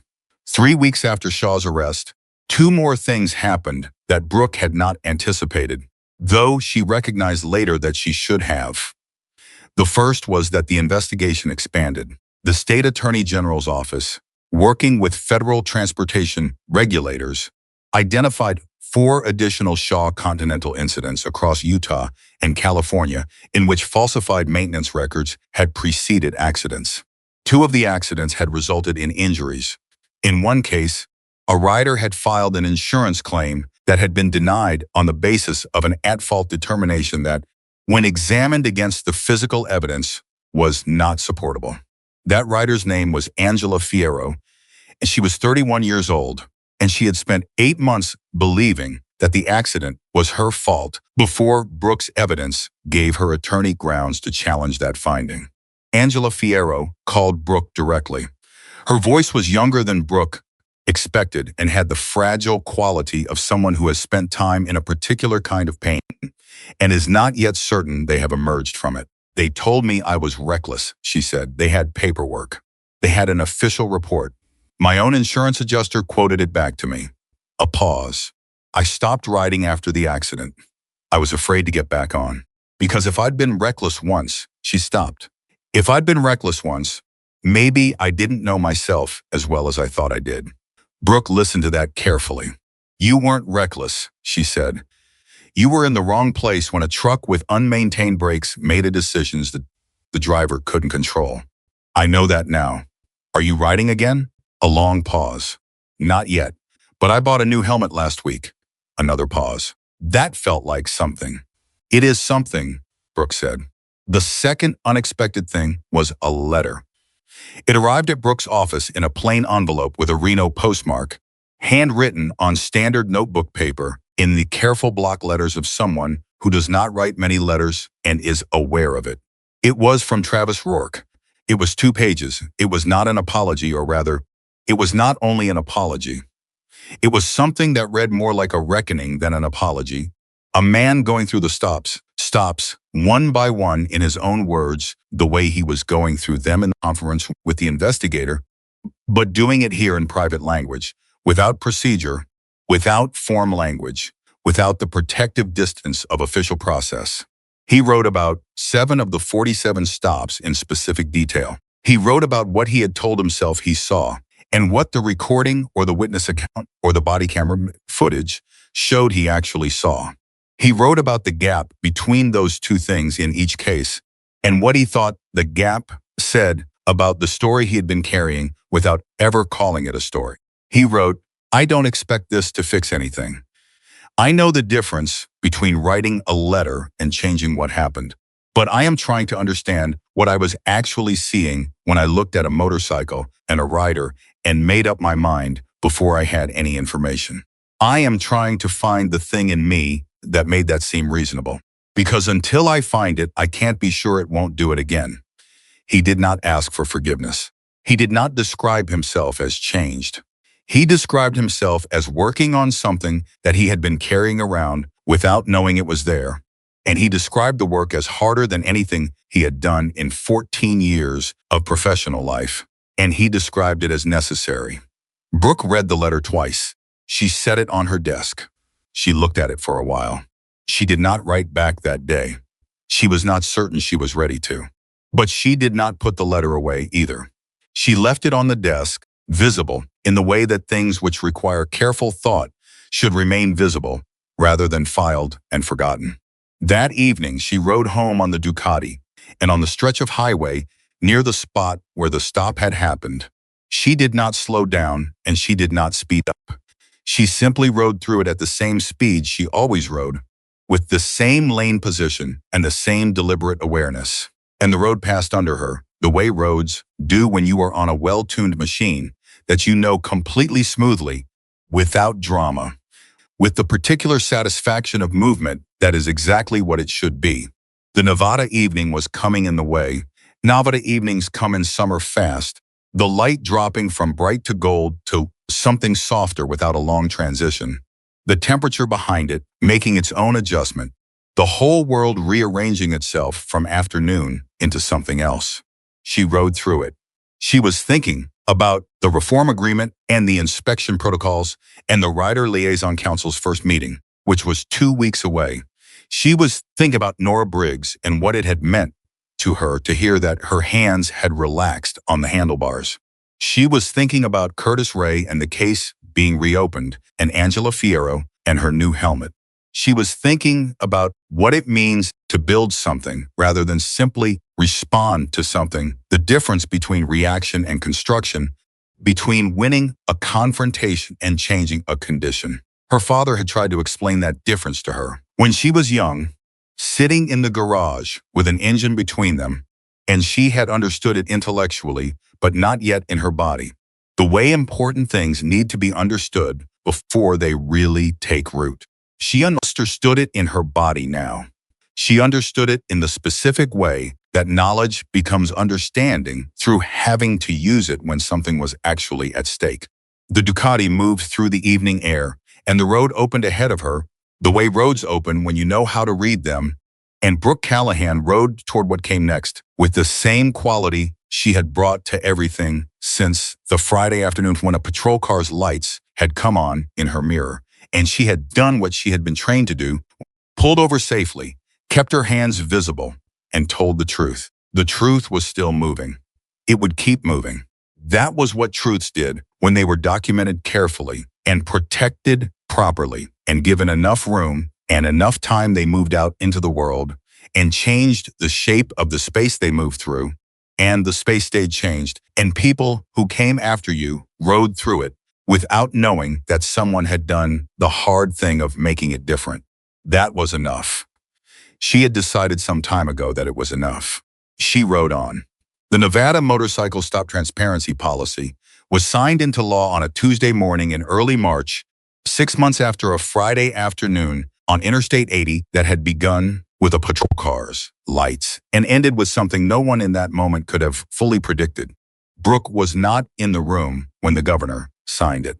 She was at her desk reviewing the first quarterly audit report from the Independent Motorcycle Stop Review Panel, which had been operating for 8 weeks and had already flagged 3 stops in 2 different counties that did not meet the new documentation threshold. Ward called her the moment the signing was done.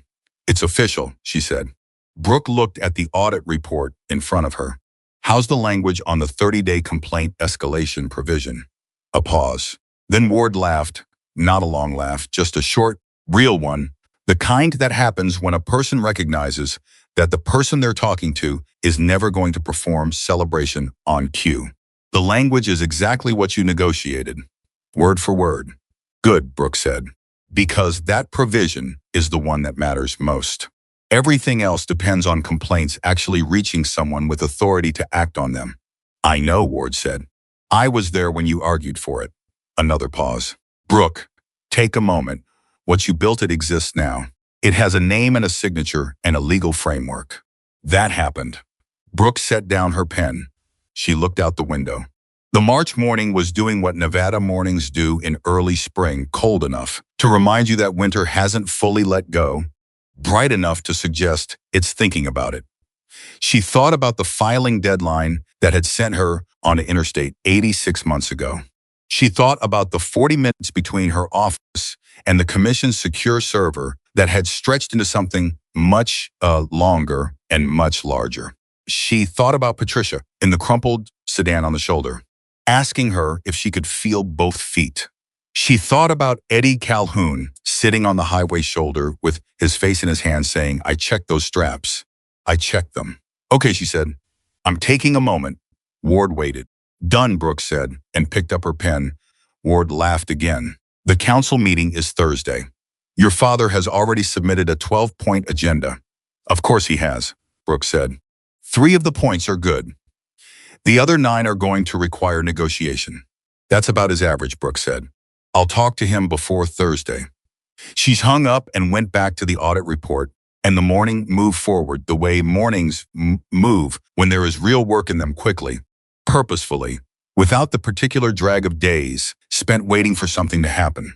The first quarterly meeting of the Rider Liaison Council took place in a conference room at the Nevada Department of Public Safety, and it was, as anyone who had spent time around Wade Callahan could have predicted, not a quiet meeting. Wade had submitted his 12-point agenda 3 days in advance, printed on Hell's Angels chapter letterhead, which Captain Ward had noted with a carefully neutral expression, and filed without comment.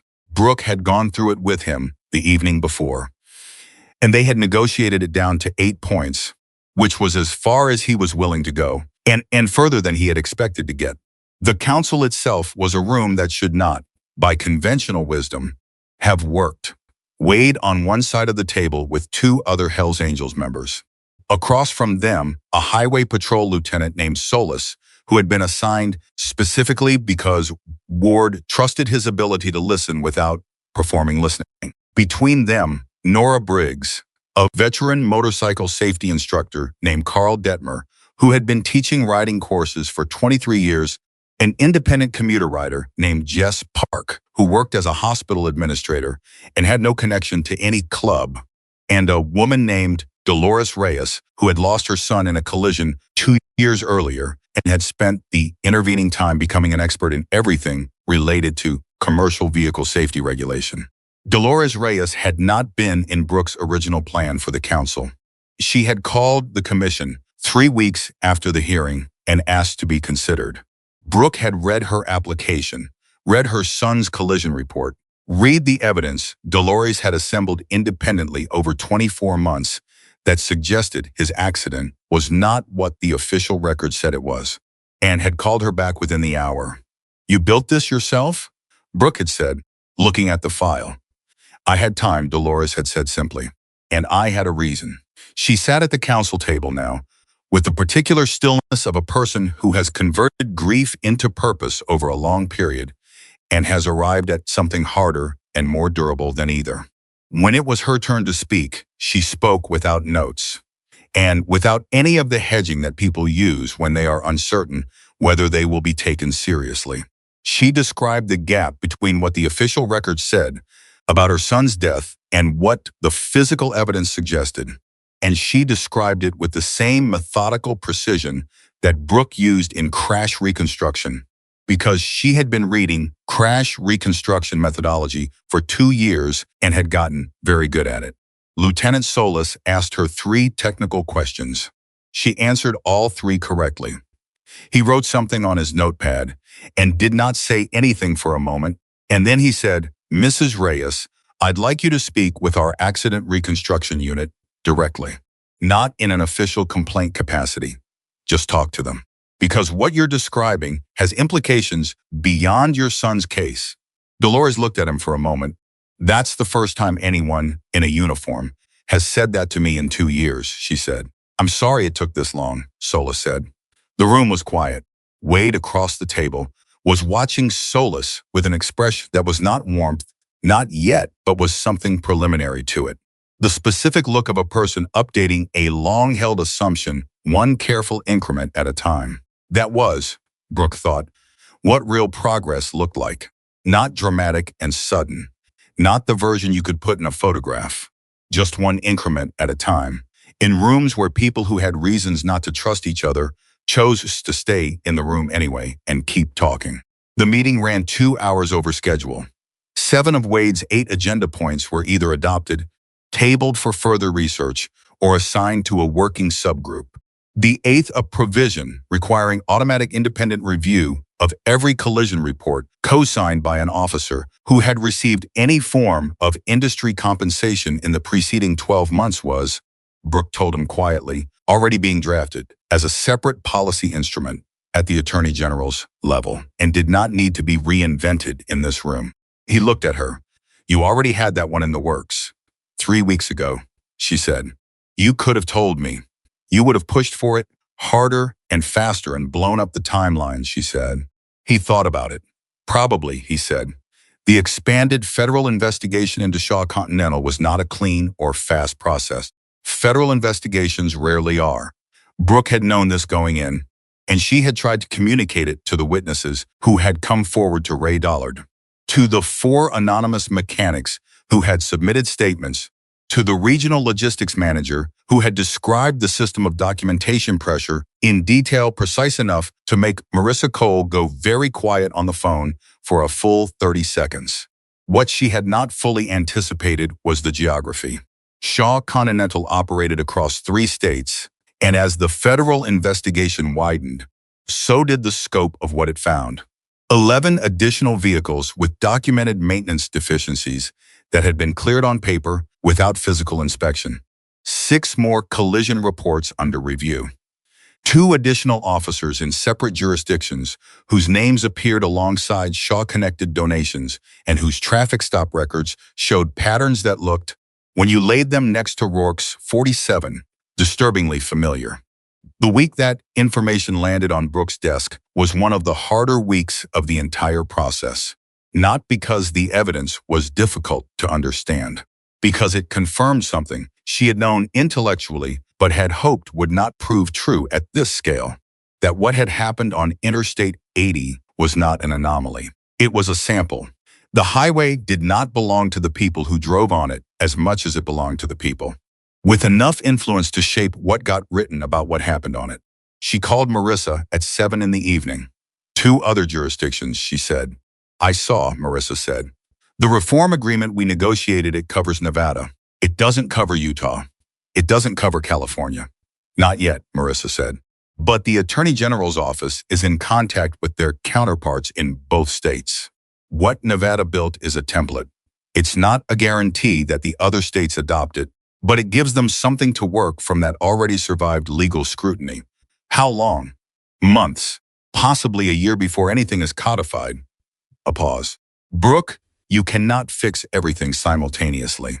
You built something real in Nevada. You documented something that is now in federal hands. Those two things together are going to produce outcomes that go beyond what you could have produced by trying to do everything at once. Brooke knew that was true. She also knew that knowing something is true and being comfortable with it are two different things. She had always been better at the first than the second. Ray Dollard, she said. How is he doing? He's okay. His NDA was voided. His testimony is in the federal record. And last week, he was offered a position with an independent vehicle inspection firm that specifically recruits people with whistleblower backgrounds because they want employees who will actually say something when something is wrong. A pause that had a smile in it. He starts in 2 weeks.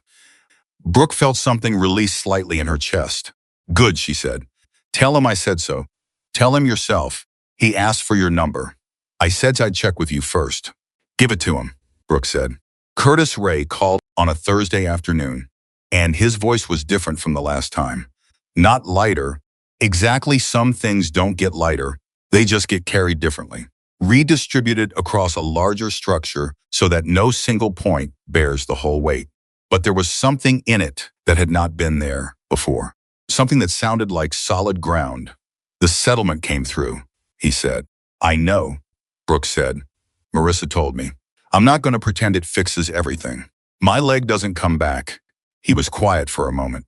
But my daughter asked me last night why. I seemed different, and I told her that someone had gone back and looked at what really happened. And she asked me if that made it better, and I said it made it true. And that's not the same as better. But it's something I didn't have before. Brooke held the phone with both hands. How old is your daughter? 9. She wants to be a motorcycle mechanic. A pause, and in it she could hear him almost smiling. I've been teaching her. She's better at it than I was at her age. Of course she is, Brooke said. She learned from someone who learned the hard way, which is the fastest way. He laughed. It was a short laugh, but it was real. Miss Callahan, Brooke, I've been trying to think of what to say to you, and I keep landing on the same thing, which is that I don't have the right words for it. So I'm just going to say, you didn't have to look as closely as you did. There were easier conclusions available. You could have built a case that was good enough and stopped there. He paused. You didn't stop there. Curtis Ray was in those files, Brooke said simply.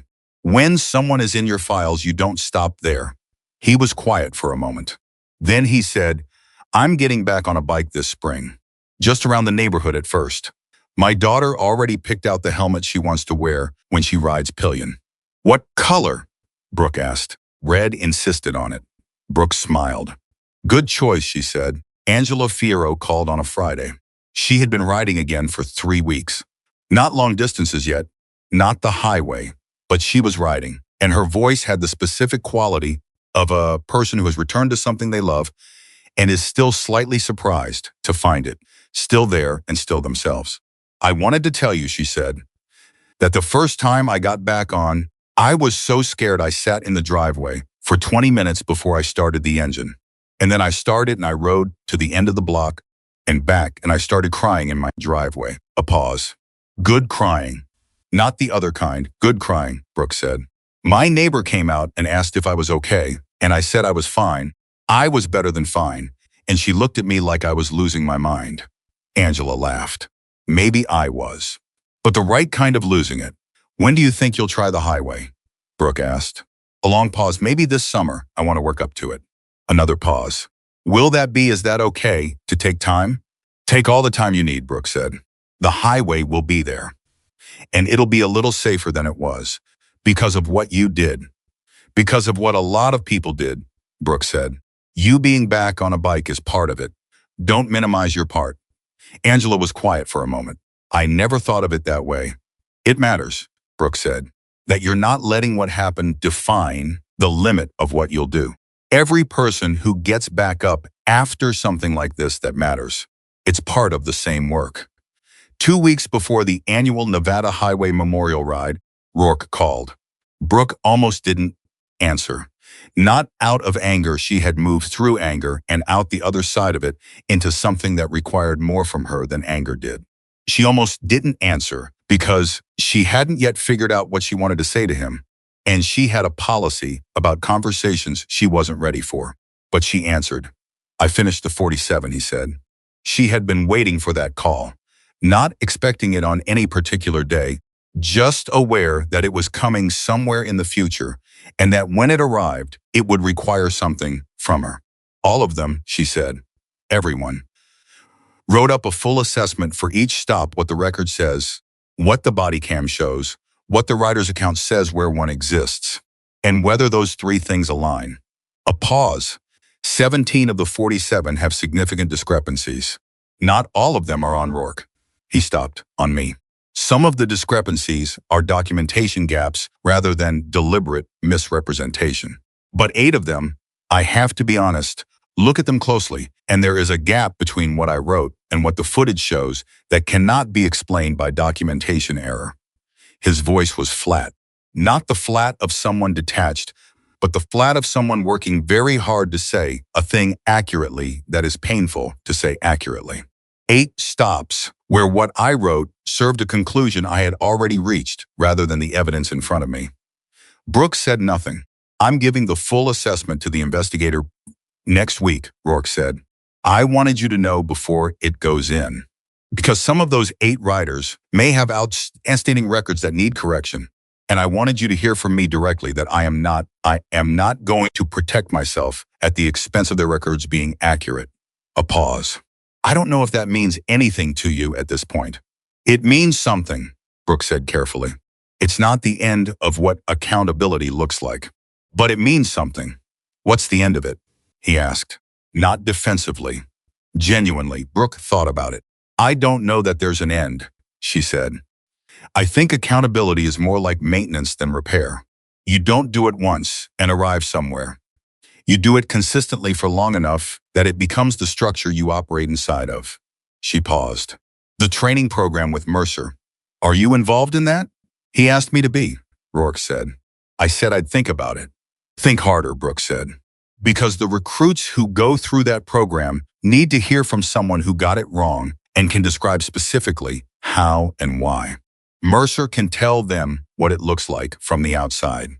You're the only one who can tell them what it looks like from the inside." Silence on the line for a long moment. "That's a hard thing to ask," he said. "I know," she said. "It's also the most useful thing you can do." Another silence. Longer. "Okay," he said. She had not expected it that quickly. She had expected more deliberation, more qualification, more of the careful self-protective language that people use when they are being asked to be publicly vulnerable in a way that could cost them. "Okay," he said again, as if confirming it to himself as much as to her. "I'll call Mercer." Brooke looked out the window at the March afternoon. "Rourke," she said. "Yeah, the first recruit who hears you describe that stop honestly and decides to end a bad stop 30 seconds earlier because of it, that's your accountability working. Not as a feeling, as a fact in the world." She paused. "That's what it becomes when you do it long enough." He didn't answer immediately. When he did, his voice was quieter. "I'll remember that," he said. She believed him. The morning of the Nevada Highway Memorial Ride was cold and clear, the kind of early April morning that feels like the world has been washed overnight and set out to dry in full sunlight. Brooke was at the staging area before 7, and by 7:30 it was already full in a way that made her stop walking and simply stand for a moment and take it in. Independent riders. Veterans in chapter jackets she didn't recognize from chapters she hadn't encountered before. Certified motorcycle instructors from 3 different training programs, including Carl Detmer, who arrived on a 1,989 BMW that he had been riding for 31 years and refused to consider replacing. Police motorcyclists from the Highway Patrol, including 2 officers she had met through the Liaison Council who had signed up specifically because they wanted to be part of the event rather than adjacent to it. Hospital workers. Mechanics. A 9-year-old girl in a red helmet sitting pillion behind a man with one leg modified to allow for adaptive controls, both of them looking at the assembled crowd with expressions of identical wonder. Curtis Ray had called it the week before to ask if it was appropriate for him to attend. And Brooke had said, "It's a memorial ride for everyone who belongs on this highway." And he had said, "Then I'll be there." And she saw him across the staging area before the ride began and raised a hand, and he raised one back, and that was enough. Nora Briggs found her at the staging line. She was wearing her riding gear and had her helmet under her arm, and she looked like what she was, a person in full possession of herself, without apology, without the particular held-in quality that Brooke had first heard. In her voice, 14 months after a stop that should never have happened and a complaint that should never have been silenced. "How are your hands?" Brooke asked. Nora understood immediately. She held them up. "Steady," she said. "Good," Brooke said. "Your father," Nora said, looking past Brooke toward where Wade was organizing the Hells Angels contingent, "is the most organized person I have ever watched pretend he isn't organizing something." Brooke didn't look. "He's been doing it my whole life." "It's impressive," Nora said. "Also slightly terrifying." "Also that," Brooke agreed. Wade found her 10 minutes before the ride began. He came up beside her and stood the way he had always stood beside her, at things that mattered close enough that she could feel the specific quality of his attention without being crowded by it. The way large presences can choose to take up space or pull it back, and he had always known how to pull it back for her. "How many riders?" he asked. "Registration said 412, Brooke said. "I count more than that." "Walk-ons," Wade said. Word spread further than the registration reach. He looked at the crowd. "This is different from the rides before." "How so?" He thought about it for a moment. "Before, this was always a ride among ourselves.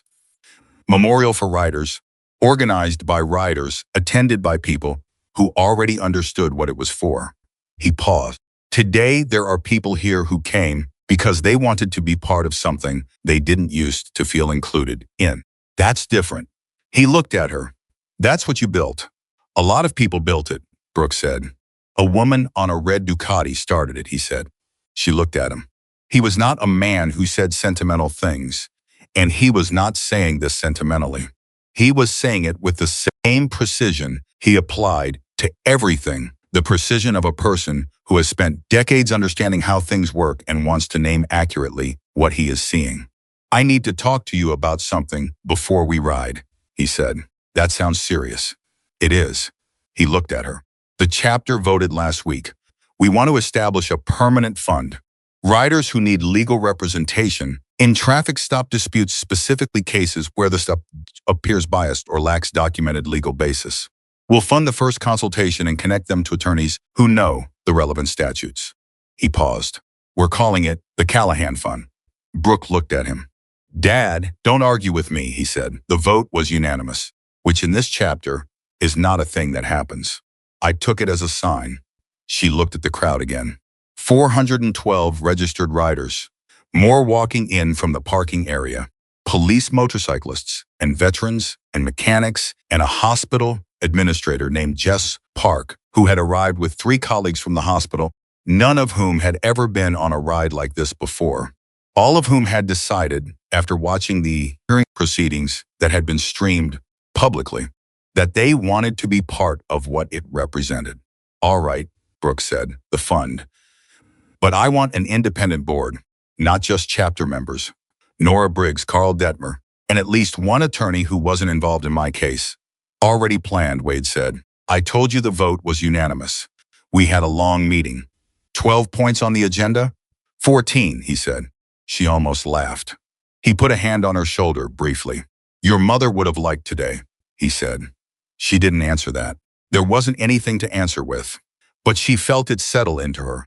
The way things settle when someone says something true about someone you've loved and lost. And she held it there and let it be what it was. The ride began at 9 o'clock sharp. Brooke was at the front, as Wade had asked, on the red Ducati, with the Hells Angels memorial emblem on the lower fairing, the emblem that Travis Rourke had looked at and decided meant something it didn't, The emblem that had been part of the mechanism by which a woman, exercising her lawful right to travel, had been stopped without cause on a Friday afternoon and delayed from delivering evidence that mattered. The emblem was still there. She had not removed it. She had considered it briefly in the weeks after the stop and decided against it with a clarity that surprised her by how quickly it arrived. Removing it would have been a concession to the logic that had produced the stop in the first place, the logic that says an emblem was a character statement rather than a personal tribute. That association was evidence of something requiring justification. She was not going to justify herself in that direction. The emblem stayed. The truth of what it meant stayed. She rode out of the staging area at the front of more than 400 motorcycles, and the sound of them together was enormous and physical. Something you felt in your chest before you heard it clearly. The specific sound of engines built for the highway, each one tuned differently, each one with its own character, and together producing something that had no single character, but was simply the fact of that many moving things choosing to move in the same direction at the same time. She rode through the city and then out onto the state highway that connected to Interstate 80. And she knew the mile markers, and she knew exactly when she was approaching the spot. She had ridden past it dozens of times in the 6 months since the stop. She had passed it in the dark, in rain, in the specific pink and orange quality of Nevada dawns. She had passed it without ceremony because ceremony would have made it about a moment, and she was not interested in the moment. She was interested in what came after the moment. She passed it now at the front of 400 riders. She did not slow down. She did not speed up. She rode through it at exactly the speed she was traveling, with exactly the lane position she had maintained. And behind her, 400 engines kept moving, and the highway held them all, and the Nevada morning was clear and cold and absolutely without apology in its brightness. And she rode through it and out the other side and forward. That evening, Brooke sat at the workbench in her father's garage with the red Ducati's engine partially opened in front of her. Not because anything was wrong with it, but because she found that she thought most clearly when her hands were engaged and the problem in front of her had a physical reality she could touch. The engine told the truth the way engines always told the truth, not in language, not in argument, but in the fit of components against each other and the sound they made when everything was working the way it should. She heard the door and didn't look up. She knew the footsteps. Wade came in and set coffee on the bench and sat on the stool. He looked at the engine. "Starting a full rebuild?" he asked. "Checking the timing," she said. "She's been running a little off. Not enough to matter on a normal ride. Enough that I notice." "You always notice," he said. She kept working. He kept watching. It was the same way they had always occupied this garage, him watching her work, because he understood that she worked best when she was being trusted to work, and her working because the bench was where she had always done her best thinking. "The apprentices are coming Saturday," she said. 8 of them. 3 are from the community program, 2 are from the commission's new training track, and 3 just showed up. Heard about it and showed up. "What are you teaching them?" She thought about it. She set down the wrench she was holding and looked at the open engine for a moment. "I'm going to teach them to read what the machine tells them," she said. "Not to impose a conclusion on the machine and then look for evidence to support it, but to listen first, to understand what fits and what doesn't, what holds under pressure and what breaks, why something sounds wrong before it fails completely." She paused. "And I'm going to tell them that the same methodology applies to everything they ever do. That the most dangerous thing in any system, any machine, any institution, any professional relationship is a person who has already decided the answer and is moving the evidence around to confirm it." Wade looked at her. He looked at her the way he had looked at her across a workbench for 30 years, with the expression that meant he was seeing something he had always known was there, but that had just arranged itself into its fullest visible form. "That's the lesson," he said. "That's the lesson," she said. She picked up the wrench. She went back to work. The engine was precise and patient and full of information if you were willing to slow down and hear it. And she was willing. She had always been willing. And the information it offered was the same information it had always offered. That truth is not manufactured. It is found in the evidence. Found in the gap between what was written and what actually happened. Found in the fit of things against each other, when no one is forcing them into shapes they were never meant to hold. She worked until the timing was right, until the sound was what it should be, until the machine was telling her that everything was exactly where it was supposed to be, not because she had imposed that on it, but because she had listened carefully enough to hear it. Outside, Nevada stretched out in every direction, under a sky gone dark and full of stars. And somewhere out on Interstate 80, headlights moved in both directions, people traveling home or away, carrying what they were carrying, trusting the highway to hold them, trusting that the official record of what happened there would be true. Because of what had been built in the 6 months since a red Ducati was stopped without cause, that trust was a little more warranted than it had been before. The highway was a little more honest than it had been. The gap between what happened and what got written down had narrowed, not closed. Never fully closed, but narrowed in ways that were real and documented and enforceable, in ways that would outlast the people who had built them and reach forward into mornings that hadn't happened yet. Brooke Callahan set her wrench down, wiped her hands on the shop cloth, and looked at what she had built and fixed, and would keep building and fixing for as long as she had hands to work with and truth that needed finding. A machine warns you before it fails. A system does too. She had heard the warning. She had done the work. She had built something that listened. And that was exactly enough, and it was going to last.